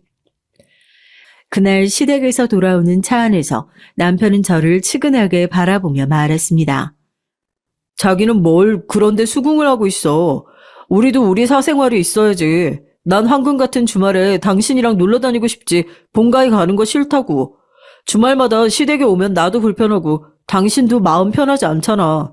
내가 어머니께 잘 말씀드릴 테니까 당신은 그냥 가만히 있어. 아니야, 나 어머니께 조금이라도 마음에 들고 싶어. 자기한테도 부탁할 거 있는데 어머니 앞에서 과하게 내 편 들지 마. 그러면 어머니 더 서운해하셔. 그렇게 되면 나한테 더 미운 털 박히니까. 알았지? 남편은 내 부탁에 고개를 갸웃하면서 이해할 수 없다는 표정이었습니다. 하지만 저는 시어머니의 귀여움과 예쁨을 받을 수 있을 거라고, 어머니 마음을 돌릴 수 있을 거라고 믿어 의심치 않았기 때문에 무리하게 주말마다 시댁을 방문했어요. 시어머니는 저를 데리고 매주 요리며 청소 정리 등등을 가르쳐 주셨고, 저의 살림 솜씨는 조금씩 나아져 갔습니다. 그렇게 두세 달이 흐르자 남편은 이제 된 것 같다고 하면서 어머니에게 주말마다 시댁을 그만 가겠다고 했어요. 그랬더니 시어머니는 또 토라져서 저한테 말도 안 되는 누명을 씌우는 것이었습니다. 남편에게서 그 말을 듣자 바로 다음날 저한테 전화를 하셨더라고요. 예, 너는 네 남편한테 시댁 그만 가고 싶다고 말했니? 우리 아들이 그만 오겠다고 자기 의지로 말했을 리 없는 것 같고 네가 끼부리면서 부탁한 거 아니야? 도대체가 너는 시어머니가 좋은 말로 하니까 우스운 거니? 아니에요. 제가 안 그랬어요, 어머니. 그건 오해세요. 다음 주에는 남편 친구들이 집에 놀러 오기로 해서 못 오는 것뿐인데 어머니가 그런 말씀하시면 저 서운해요. 그랬니? 아니면 말고 다 다음 주엔 꼭 와라. 시어머니는 제 항변에 말까지 더듬으면서 전화를 끊으셨습니다. 그러자 제 마음속에 꾹 뭉쳐있던 응어리가 조금 풀리는 게 느껴지더라고요. 통쾌했습니다. 처음에 주말마다 시댁을 가겠다고 했을 때는 길어야 5, 6개월이면 끝이 날 줄 알았거든요. 배울 게 엄청 많았던 것도 아니었고 그 정도 시간이 지나면 시어머니도 매번 부르시진 않겠지 하고 생각했던 게 사실이었습니다. 그러나 제 생각은 시어머니를 너무 얕봤던 결과였어요. 저는 거의 1년 동안을 주말마다 꼬박꼬박 시댁을 방문해야만 했습니다. 어머니는 이제 됐다 싶은 시기에도 이제 그만하라라고 하는 말씀을 하지 않으셨고 견디다 못해서 시댁의 발길을 끊겠다고 말한 사람은 저의 남편이었어요. 어머니, 이제 그만 좀 부르세요. 곧 1년이에요. 1년. 어느 며느리가 1년 동안 시댁을 주말마다 와요. 제가 못 참겠어요. 이제 그만 올게요. 뭘 겨우 1년 와놓고 그래. 새아가 살림 솜씨 나아지려면 아직도 멀었다. 됐고요. 다음부터는 일 없으면 부르지 마세요. 저도 이 사람도 이제 자유시간 좀 얻어야 하니까요. 아시겠어요? 남편의 반강제적인 독립선언으로 편해진 건 우리 부부였어요. 마음이 편해서 그랬는지 저는 시댁을 안 가게 된 이후로 금방 임신을 하게 됐습니다. 남편은 제 임신 소식을 듣고 너무나도 기뻐했어요. 아빠가 된다면 낮에 꼭 자기가 봐주겠다고 저의 손을 꼭 잡고 얘기를 하더라고요. 저는 웃으면서 고개를 끄덕였습니다. 아이가 아직 나오지도 않았기에 저도 애 보는 게 얼마나 힘들지 모르고 있었거든요. 게다가 사람 마음이 어떻게 변할지는 모르니까요. 저희 친정 부모님 역시 손자가 생긴다고 하니까 너무나도 기뻐하셨습니다. 제 친정 어머니는 아기가 태어나면 산후조리를 손수 해주시겠다고 하셨어요. 엄마, 너무 힘들어서 산후조리는 안 돼. 조리원에 가면 되는 거니까 너무 마음 쓰지 마세요. 어느 정도 애 크고 나서 봐주시면 좋을 것 같아요. 아니야. 요즘 산후조리원 얼마나 비싼데. 엄마가 해주면 그 돈 아끼고 좋지 뭐. 아기 키울 때 필요한 것들도 엄마가 다 사줄게. 산후 아기용품 받는 건 기쁜 마음으로 감사히 받겠다고 했습니다. 저희 친정에서는 제가 결혼할 때 미리 만들어둔 적금 통장을 깨서 혼수랑 예단이며 시댁에서 필요했던 물품을 해갔기 때문에 엄마가 돈 문제로 고민하지 않으셨어요. 저도 결혼한다고 적금 깨놓고 돈이 많이 필요했고 어차피 아기 낳으면 또 적금을 모아둬야 하기 때문에 엄마의 도움이 정말 감사했습니다. 아버지도 손자가 생긴다니 기뻐하시면서 혹시 도와줄 일이 있느냐고 하셔서 저는 손사래를 치면서 아버지에게 말했어요. 아버지까지 돕지 않으셔도 돼요. 아기 태어나면 많이 안아주시기만 하면 돼요. 아직 어디서 산후조리를 하게 될진 모르겠지만 앞으로 친정에 좀 자주 신세를 져야 할 것 같아서요. 저는 아기를 낳고 100일이 지나면 직장에 복귀하고 싶었기 때문에 엄마께 그 문제를 말씀드렸고 엄마는 흔쾌히 아기를 맡아주시겠다고 하셨습니다. 어린이집에 보낼 때까지는 한 1년간 엄마의 신세를 지기도 했어요. 아직은 1년 남은 일이기에 남편도 저도 그렇게 크게 신경이 쓰이지 않아 별다른 논의도 하지 않고 있었습니다. 아기가 뱃속에서 잘 자리를 잡고 안정에 들어가면서 입덧이 멈췄어요. 초기부터 별다른 입덧 증상이 없어서 저는 먹는 데 크게 어려움이 없어 사람들이 말 안 하면 임신한 줄 잘 모르더라고요. 시댁에도 그때쯤 말씀드렸어요. 제가 임신한 사실을 얘기하니 시아버지와 시동생은 다들 기뻐하고 축하해 줬습니다. 시어머니만 별로 탐탁치 않게 생각하셨는지 이렇게 말씀하시더라고요. 결혼도 그렇게 빨리 하더니 애도 어쩜 그렇게 빨리 갔니? 애 낳고 나면 회사도 못 다니고 그러면 집은 언제 사려고 그러는 건지 원. 네 나이가 많은 것도 아니고 좀 더 기다리다가 갔지. 너무 빠른 것 같다. 어머니, 저 애 낳아도 휴가 쓰고 복귀할 거예요. 걱정 안 하셔도 돼요. 제가 이렇게 말했더니 어머니는 흥하고 코웃음을 치시는 것이었습니다. 예, 누가 너 기다려준대니? 회사에서 네 자리 남겨두고 있을 것 같아? 경력 단절이 괜히 시작되는 게 아니다. 이제 봐라, 네 회사에서 어떻게 나오는지. 어머니는 왠지 그렇게 되기를 바라시는 사람처럼 저에게 출산하고 나면 회사 퇴사할 거라는 무시무시한 말씀을 하셨습니다. 하지만 전 아무것도 모르고 있었고 설마 하는 생각에 어머니의 경고성 발언을 흘려들었어요. 4개월까지는 배가 많이 나오지 않아 평소에 입던 옷들을 그대로 입을 수 있었는데 그 후부터는 아기도 크기 시작했는지 인부복을 사야 했습니다. 겉으로는 아기를 가진 게 확연히 드러났기에 저는 배 앞부분을 가릴 수 있는 앞치마 형태의 치마를 사서 입었어요.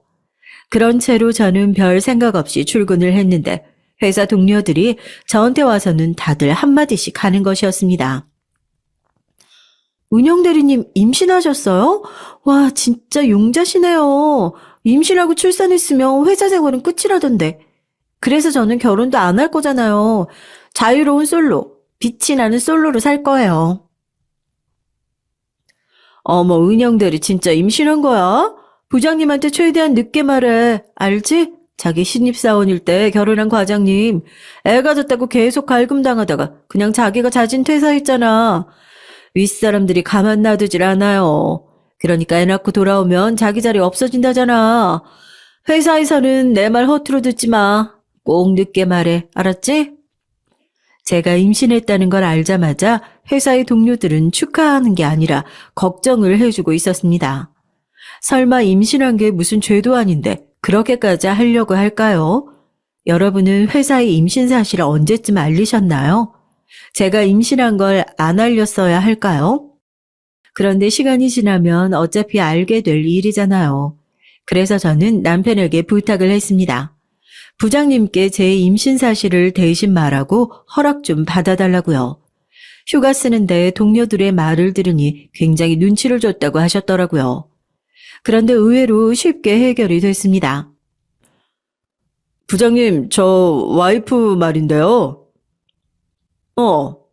운영 씨가 왜? 둘이 무슨 일 있나? 설마 싸우기라도 한 건 아니겠지? 아니요, 그런 게 아니고 사실 제 와이프가 임신을 했어요. 그래? 정말인가? 자네도 이제 아빠가 되겠군. 축하하네. 그래, 예정일은 언제쯤이라고 하든가? 내년 1월입니다. 확실한 건 그때가 돼봐야 알겠지만 저희 와이프가 출산 후 복귀하고 싶다고 해서요. 혹시 그게 가능한지 여쭤보고 싶어서요. 당연히 가능하지. 1월 달이면 비수기니까 다행이네. 한 3, 4월 초에 복귀하면 될 것 같아. 정말이세요? 감사합니다, 부장님. 정말 고맙습니다. 아내가 자기 자리 없을까봐 얼마나 걱정을 했는지 몰라요. 요즘 세상엔 출산이 퇴사 이유가 돼서는 안 되죠. 그러게. 그런 옛날 얘기를 누가 하든가. 요즘은 그러면 노조에 고소 고발당해서 안 돼. 그러니까 걱정 말고 아기 낳고 다시 나오라고 해.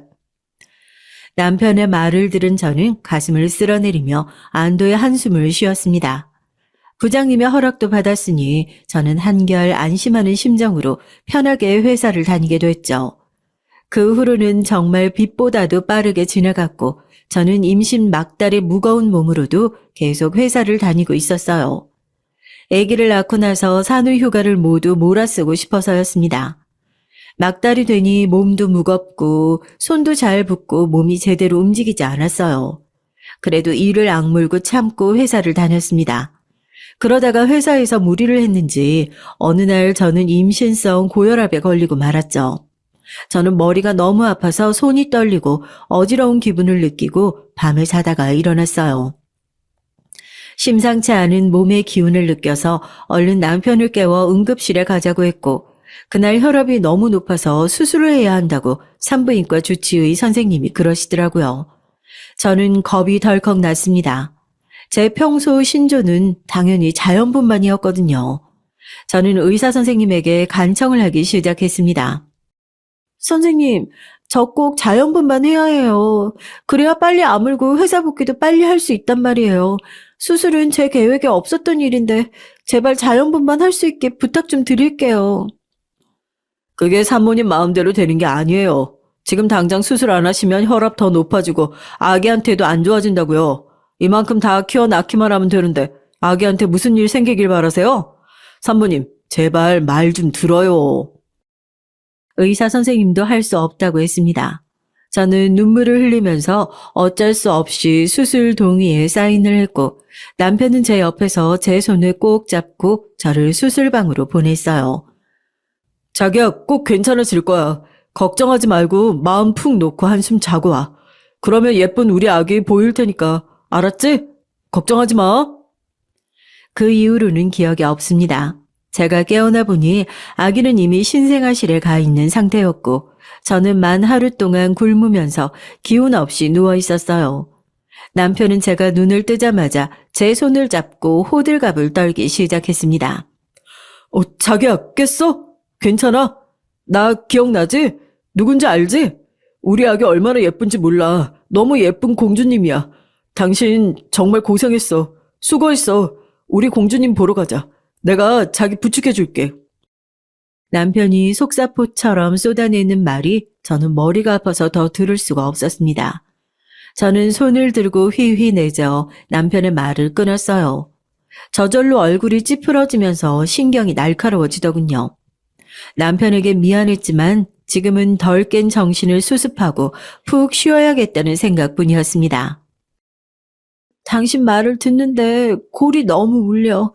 이제 그만 떠들어줬으면 좋겠는데 나 좀 더 자야겠어. 그래, 그럼 나 나가서 아가 좀 보고 올게. 편하게 쉬어. 남편은 멋쩍게 웃으면서 병실을 나갔습니다. 저는 머리맡에 놓인 물을 먹고 남편이 없는 틈에 화장실에 다녀왔어요. 남편 앞에서 수술 후 가스라도 나오게 되면 얼마나 창피한 일인가요. 아직은 그런 문제로 허물 없어지고 싶진 않았거든요. 친정 엄마가 곧 오셔서 저는 엄마의 도움으로 머리도 감고 훨씬 여자답게 있을 수가 있었습니다. 마침 시댁 식구도 남편과 신생아실에 아기를 본 후 저의 병실로 내려오셨어요. 시아버지와 시동생은 제 앞에서 아기 얘기를 하면서 눈이 반짝반짝 흥분 상태였습니다. 신생아인데도 얼마나 예쁜지 몰라. 나중에 보면 너도 네 새끼 너무 예쁠 거다. 완전히 우리 손녀 미스 코리아 감이지 뭐니. 그러게요. 우리 형이랑 현수님 반반씩 골고루 닮은 것 같아요. 너무 귀엽고 예쁘더라. 우리 조카 나 조카바보 예약할 것 같아요. 정말 수고했어요, 형수님. 아직 뭐 빨갛고 쭈글쭈글하던데 뭘. 우리 아들 닮았으면 이쁘겠지만 글쎄 아직은 잘 모르겠던데. 너도 그렇지. 아까 봐도 모르겠니? 걔가 며느리를 닮긴 뭘 닮어. 하나도 안 닮았구만. 너 너무 형수한테 약한 거 아니야? 어머니, 또 무슨 말을 그렇게 해요. 나보다 우리 은영이가 훨씬 예쁘게 생겼지. 난 우리 딸이 커가면서 은영이 더 닮았으면 소원이 없겠구만. 그런 말씀 계속 하실 거면 이제 그만 오세요. 우리가 알아서 애 키울 거니까. 시어머니의 찬물을 끼얹는 듯한 태도에 병실의 분위기가 단번에 얼어붙었습니다. 그 싸한 분위기에 저는 견딜 수가 없어서 그만 자야겠다고 말했어요. 시댁 식구들이 다 가신 후 저는 결혼하고 처음으로 어머니 때문에 남편에게 화를 내고 말았습니다. 자기야, 아까 어머니가 하시는 말씀 들었어? 나 정말 어머니 때문에 힘들어. 아기 보러 오셔서 꼭 그렇게 말씀을 밉게 하셔야 했는지 모르겠어. 미안해. 우리 엄마가 너무 생각 없이 얘기한 것 같아. 다음부터는 내가 엄마한테 그렇게 말씀하시지 말라고 강하게 말할게. 자기 마음 풀어. 그리고 얼른 몸 회복해야지, 응? 하지만 제 남편이 무슨 죄가 있겠어요. 잘못은 시어머니가 하신 건데요. 저도 그 사실은 알고 있었습니다.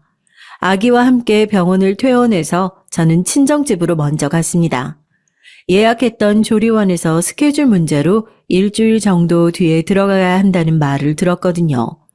친정 엄마가 힘이 드실까 싶어서 남편이 연차를 모아서 쓰고 저와 아기의 뒷바라지를 하고 싶다고 했지만 친정 엄마는 말리셨습니다.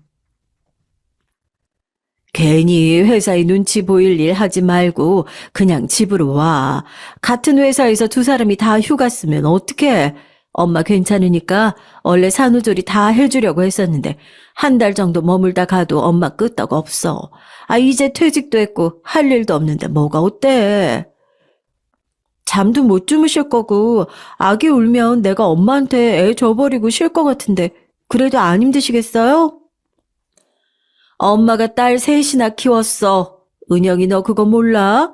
엄마 육아의 달인이라니까. 걱정하지 마. 네 생각보다 엄마 건강하고 튼튼하니까. 저는 엄마의 호언장담에 안심하고 아이를 데리고 산후조리원에 들어가기 일주일 전부터 친정집에서 산후조리를 했어요. 엄마는 호기 있게 큰 소리를 치셨지만 낮에는 밤에 애 보느라 지친 몸을 쉬셔야 했어요. 그때 아버지와 함께 점심에 미역국을 같이 먹고 설거지 하시는 건 아버지였습니다. 저는 괜시리 아버지께 미안하고 고마운 마음이 들었어요. 그때도 말씀은 많이 하지 않으셨지만 어머님 아버님은 우리가 집에서 생활했던 그 시간이 너무나도 즐겁고 고마웠다고 하셨습니다. 손녀를 돌보는 일은 그분들의 적적했던 삶에 새로운 활력을 주기에 충분했고 간만에 나는 아기 울음소리와 웃음소리로 인해서 하루에 한두 마디도 제대로 하지 않았던 두 분의 대화도 많이 할 기회가 생겼다고 하셨습니다. 친정집에서의 평화롭고 조용한 일주일은 금방 지나갔어요. 그 후에 가게 된 산후조리원도 물론 몸은 아주 편했지만 어머니의 정성은 느껴지지 않았습니다. 저는 엄마에게 산후조리를 받을 걸 그랬다는 생각을 했죠. 하지만 어쩌겠어요. 후회해봤자 이제는 지나가 버린걸요. 그 후로도 저는 종종 육아에 지치고 힘들 때 친정에 가서 쉬곤 했습니다. 다음 주면 출근인데 금요일쯤에 시어머니에게서 전화가 왔어요. 저는 받고 싶지 않았지만 어머니가 무서워서 전화를 받았죠. 시어머니는 제가 전화를 받자마자 잔소리를 속사포처럼 쏟아 놓으셨습니다. 마치 기다린 것처럼요. 아기 낳은 지 한 달이 다 지나도록 시댁에는 아예 안 올 작정이니? 아니 어떻게 어머니가 얘기를 해야만 시댁에 올 생각을 해. 나도 손녀는 보고 싶다 얘. 어머니 아직 제가 몸이 회복이 안 되고 아기가 밤에 자주 깨서 시댁 가면 낯선 환경이라 더 안 잘 것 같아서요.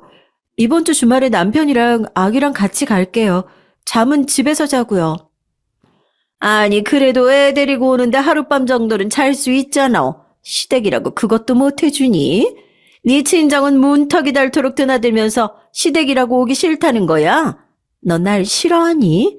다 필요 없고 시아버지도 그렇고 다들 우리 식구들도 아기 얼마나 컸는지 궁금하니까 무조건 자고 가. 알겠니? 여러분 생각을 좀 해보세요. 처음에 우리 딸 태어났을 때 병원에 오셔서 이쁘지도 않고 저 닮았다고 싫어하셨던 건 어머니셨으면서 안 온다고 서운하다고 전화까지 하실 일인가요? 그래도 시어머니에게 찍힐 수는 없어서 토요일 아침에 아기를 데리고 남편과 함께 시댁에 갔습니다. 시어머니와 시동생은 좋아서 서로 아기를 안아보겠다고 앞을 다투어 저에게 애를 빼앗듯 안아들었어요. 그리고 아기가 낯도 안 가리고 방긋방긋 웃자 좋아하셨습니다. 예, 세아가 우리 집에 있는 동안 애 안 보고 쉬게 해줄 테니까 걱정 말고 들어가서 쉬어라. 월요일에는 출근해야 한다면서 아버지가 애기 다 봐줄게. 이리로 데리고 와봐요. 나도 한번 안아보게. 시아버지가 우리 딸을 시어머니에게 안아드리자 아기가 삐죽삐죽하더니 울음을 터뜨리는 게 아니겠어요. 시어머니는 아기가 우는 얼굴을 보자 얼른 아기를 다시 시아버지에게 드리고 나서 미간을 찌푸리셨습니다. 예, 맨날 너한테 안겨 있다 보니 애가 손을 탔나 보다. 이제부터 주말에 계속 애 데리고 와야겠어. 우리들 얼굴도 좀 익히게. 아니, 당신 얼굴만 싫어하는 것 같은데 너한테 오니까 울음 싹 그쳤잖아. 우리 아들도 좋아하고 말이야. 얘야 아빠니까 그렇겠지만 그럼 삼촌한테 가볼까? 옳지. 이것 봐. 삼촌도 좋아하는구만. 당신만 싫어하나 봐. 예, 너도 그렇게 생각하니? 애기가 너하고만 시간 보내니까 다른 사람들한테도 좀 안기고 해야지. 그래야 낯을 안 가리지 않겠어. 어머니, 그냥 아기가 어머니를 별로 안 좋아하는 것 같아요. 애도 자기를 좋아하는 사람이랑 안 좋아하는 사람한테 가는 거 분위기로 아는 것 같아요. 어머니가 손녀를 별로 안 좋아하니까 아기도 그걸 느끼는 거 아니겠어요? 뭐라고? 아니, 네 시어머니한테 눈 똑바로 뜨고 대드는 거니? 아니, 그게 아니고요. 저는 그냥 본대로 말씀드린 거예요, 어머니. 시어머니는 제가 버릇이 없다면서 또 길길이 화를 내면서 삿대질을 하셨습니다. 저는 시댁에 갈 때마다 기분 나빠지는 상황이 싫어서 시댁에 와서는 하룻밤도 자지 않고 남편을 졸라 집으로 오곤 했어요. 어쨌든 저는 친정의 아기를 낮 동안 맡기고 다시 회사에 복귀해서 열심히 일을 하기 시작했습니다.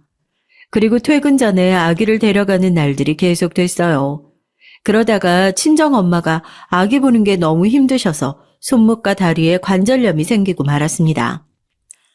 안 되겠어요. 엄마 나 애 보는 이모 구해볼게. 엄마 너무 고생시킬 수도 없고 안 되면 남편하고 얘기해서 회사 그만두든지 할 수도 있고. 아니야, 은영아. 너 그것만은 안 돼. 차라리 엄마가 네 애 계속 봐줄게. 엄마는 괜찮아.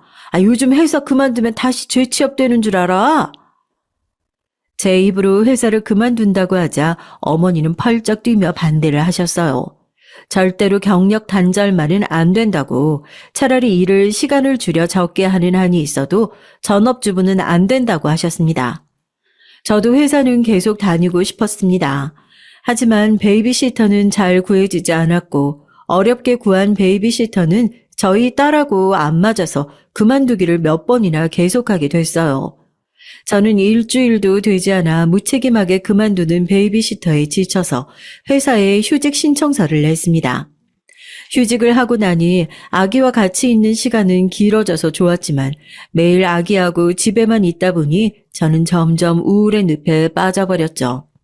매일 정기적으로 출근하던 사람이 갑자기 일이 없어지니까 오히려 집안일도 하기 싫어지고 아이만 데리고 문 밖을 나가지도 않는 날들이 계속되었어요.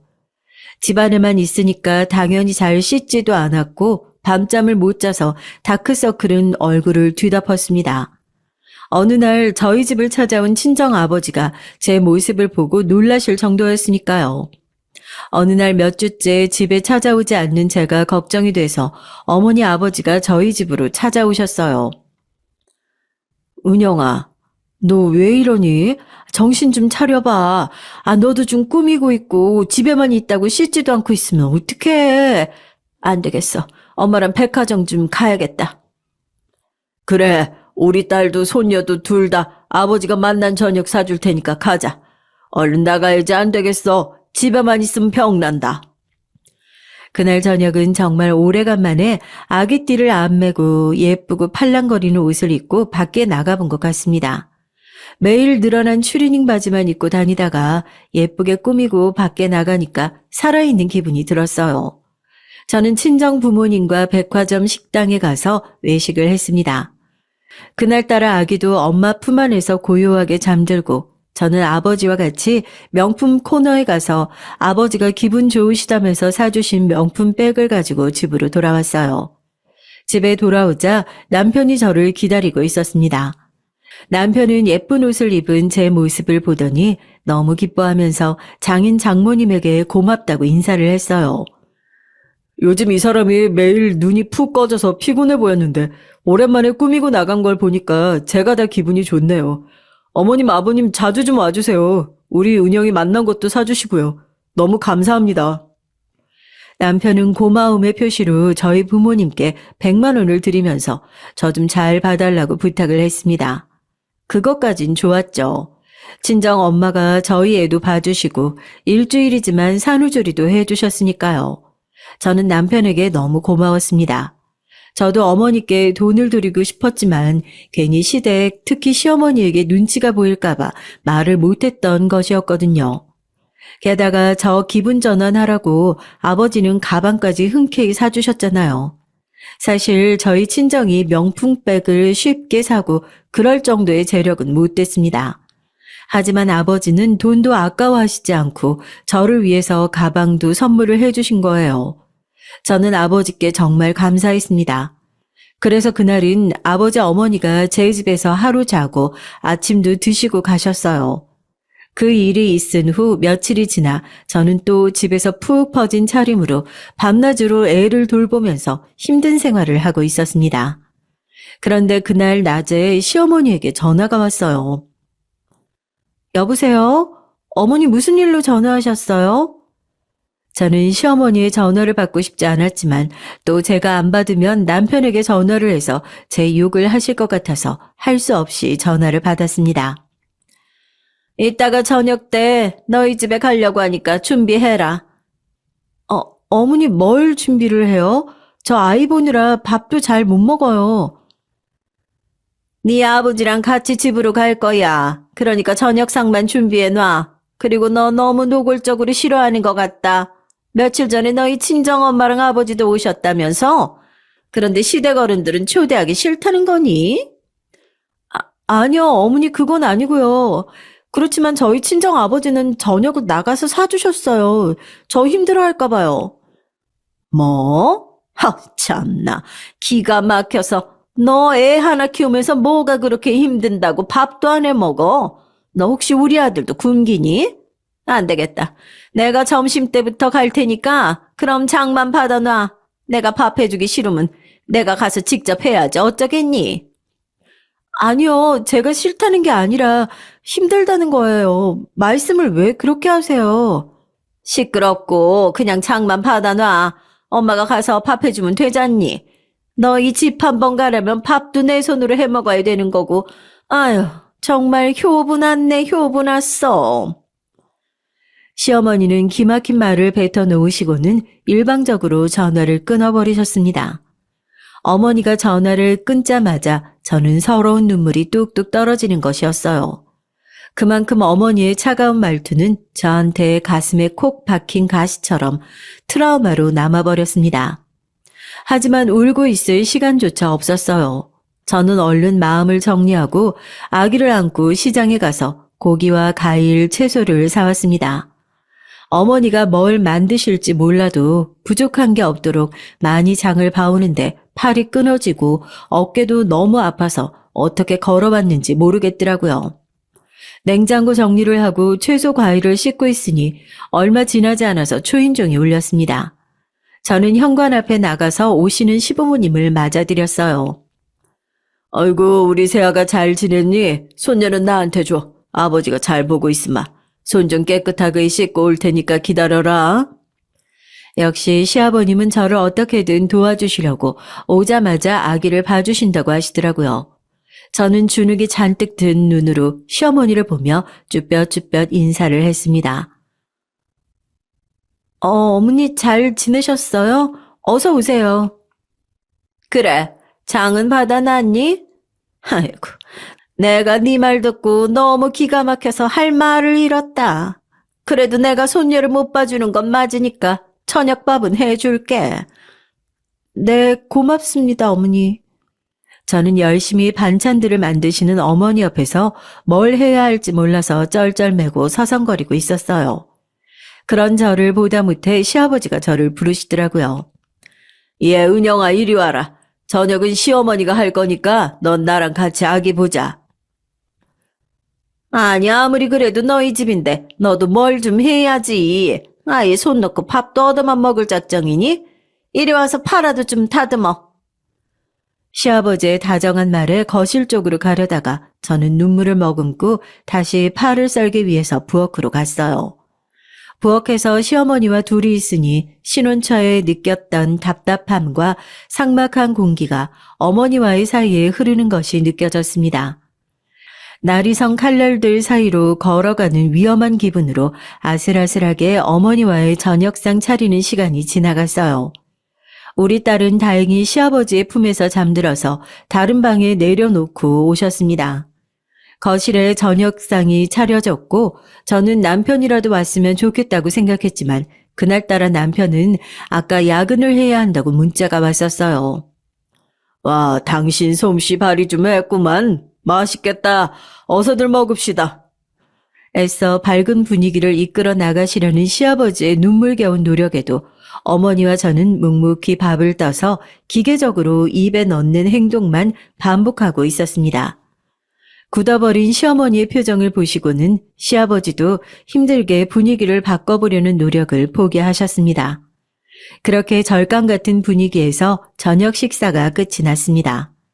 밥을 다 먹고 설거지를 식기세척기에 넣어 돌린 후 저는 수박을 잘라 시부모님의 앞에 놓고 말했어요. 아버님, 어머님 과일 드세요. 수박이 요즘 맛있다고 해서 사왔어요. 그래, 속살이 빨간 것이 아주 맛있겠다. 새아가 너도 먹어라. 당신도 하나 드시오.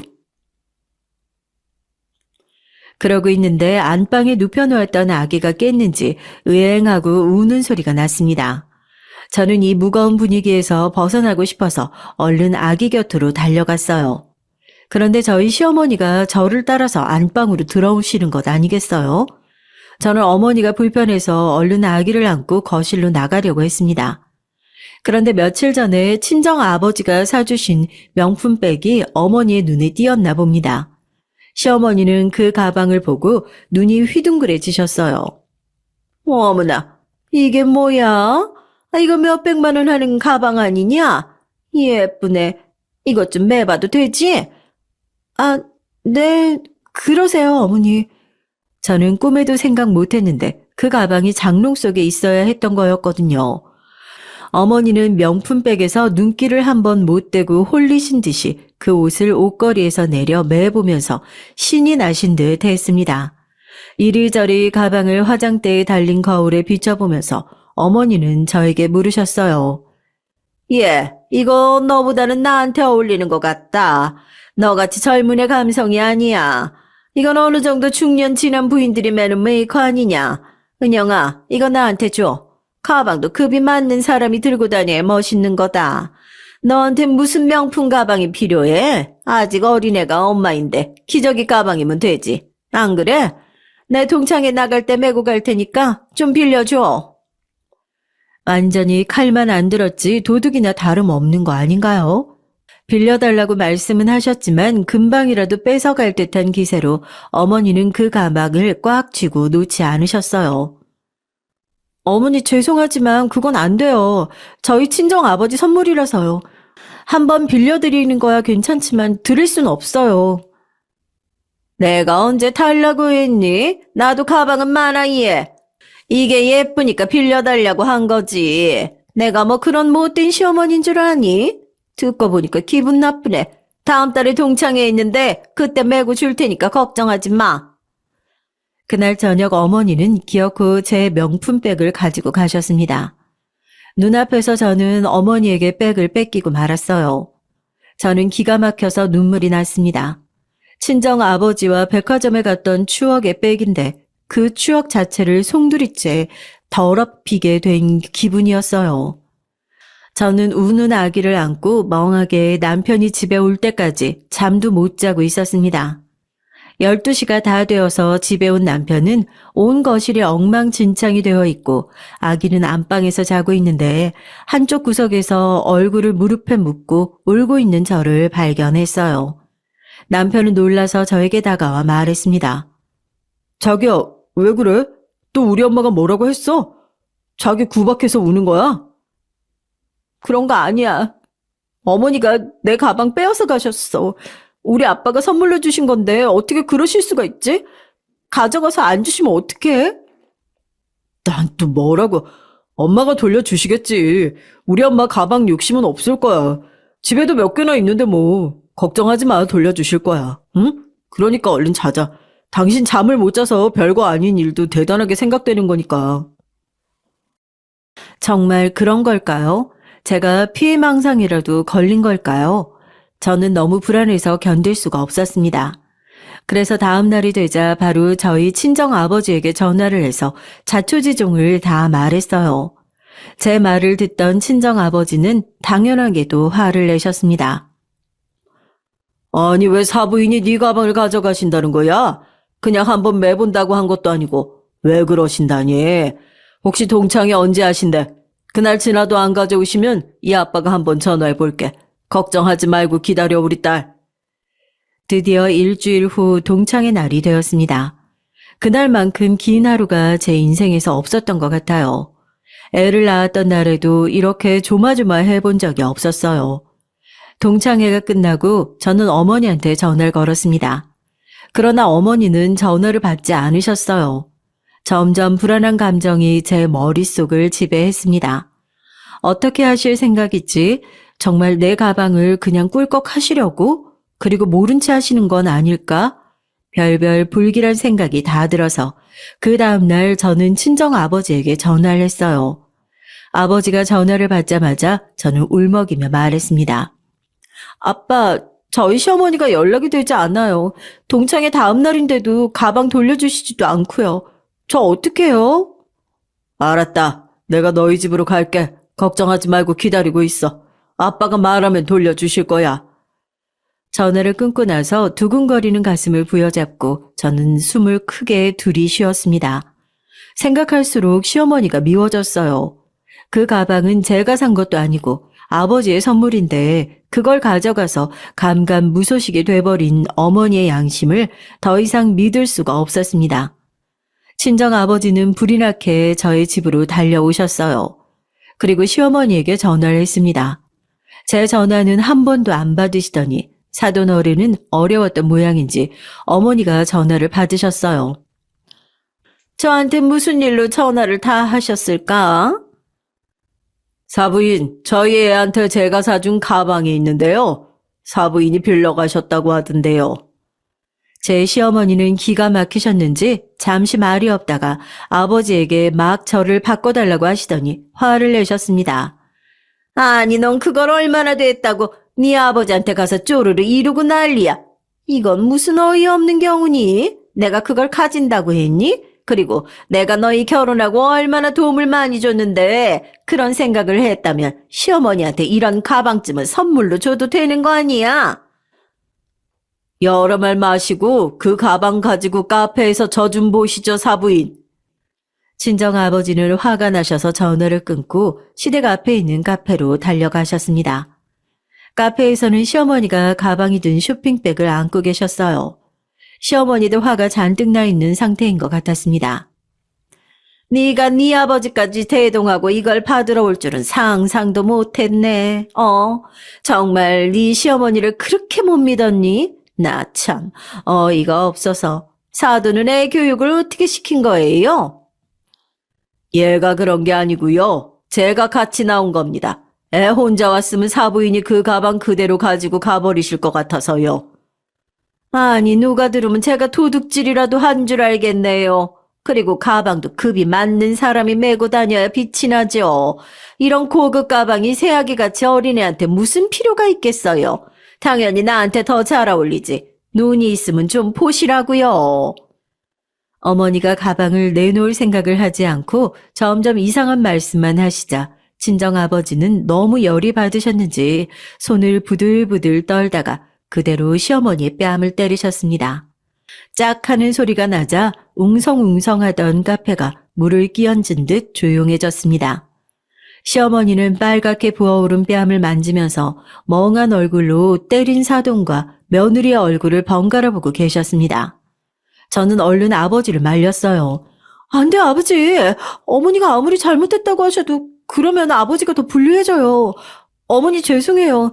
제가 오늘은 아버지 모시고 집에 갈게요. 정말 죄송해요. 저희 아버지가 욱하는 성격이 있으셔서. 어머니가 뭐라고 소리치려고 하는 것이 보이자 저는 얼른 아버지를 모시고 카페를 나와버렸습니다. 제가 대신 사과를 했으니 설마 어머니가 제 아버지를 고소할 줄은 생각도 못했어요. 저희 아버지는 사돈을 때린 혐의로 유치장 신세를 지셨고 시아버지가 나서서 쌍방의 과실로 합의를 보아 겨우 풀려나셨습니다. 시어머니는 그런 시아버지에게 화를 내며 펄펄 뛰셨어요. 당신 왜 그걸 합의를 해줘요? 사돈이 나한테 무슨 짓을 했는데, 가방 좀 늦게 들려줬다고 어떻게 사람을 때릴 수가 있어. 말도 안 돼. 난 합의 안 해줄 거야. 이 사태 전 발단이 당신부터잖아. 그건 생각 못해? 그리고 우리 아들 생각하면 합의를 해줘야지. 어떻게 할 거야? 그럼 당신 한 대 맞았다고 우리 아들 이혼시키고 우리 손녀 더 이상 못 보게 돼도 좋아? 애초에 당신이 그 가방 탐내지만 않았어도 이런 결과도 없었어. 무조건 조용히 해. 안 그러면 내가 당신이랑 이혼할 줄 알아. 시아버지의 불효령에 시어머니는 꿀먹은 벙어리처럼 입을 다무셨고 아버지는 15일에 구류에서 풀려나시고 시댁에 합의금을 내주셨습니다. 저는 가방을 도로 찾았지만 하나도 기분이 좋지 않았어요. 이 모든 일의 원흉이 된 명품백을 저는 가지고 있기 싫어서 중고장터에 내놓아 버렸습니다. 저 가방만 생각하면 아직도 손이 부들부들 떨려요. 그런데 그 백을 누가 사갔는지 아세요? 바로 우리 시동생을 대리로 시켜서 저희 시어머니가 사셨지 뭐예요. 저는 가방 내놓은 후 잊고 있었는데 그 가방의 택배 주소를 보니까 제 시동생의 집이었지 뭐예요. 정말 어이가 없더라고요. 이 정도면 거의 집착급 아닌가요? 그냥 어머니께 가방을 양보했으면 어땠을까 지금도 생각합니다. 못난 제가 고집을 부리지 않았다면 우리 친정과 시댁도 원수처럼 지내지도 않게 되었을 거고요.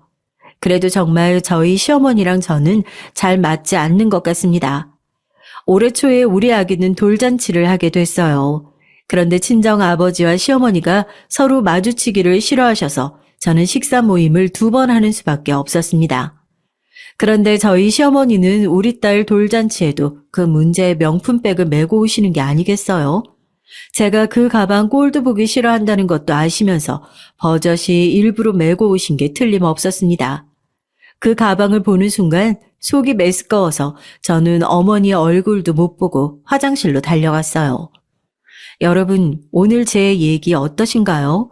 사람이 탐욕을 부리면 사돈도 안 보이고 도리도 지키지 못하게 되는 것 같습니다. 아무래도 제 시어머니는 저를 골탕 먹이려고 계속 그런 행동을 하시는 것이 아니었나 하는 의심마저 드네요. 어서 결혼 생활이 오래 지나가고 우리 아이가 커서 시댁의 간섭을 안 받고 살고 싶다는 마음뿐입니다. 여러분, 제 긴 얘기 들어주셔서 감사합니다. 저희 엄마 아버지가 상처 안 받으시고 얼른 상심한 마음을 예전으로 되돌리셨으면 하는 마음입니다. 청취자 여러분도 가정에 평화가 있으시길 바랄게요. 저희 시댁과 저처럼 대립하는 일이 없으시길 바랄게요. 다들 행복하세요.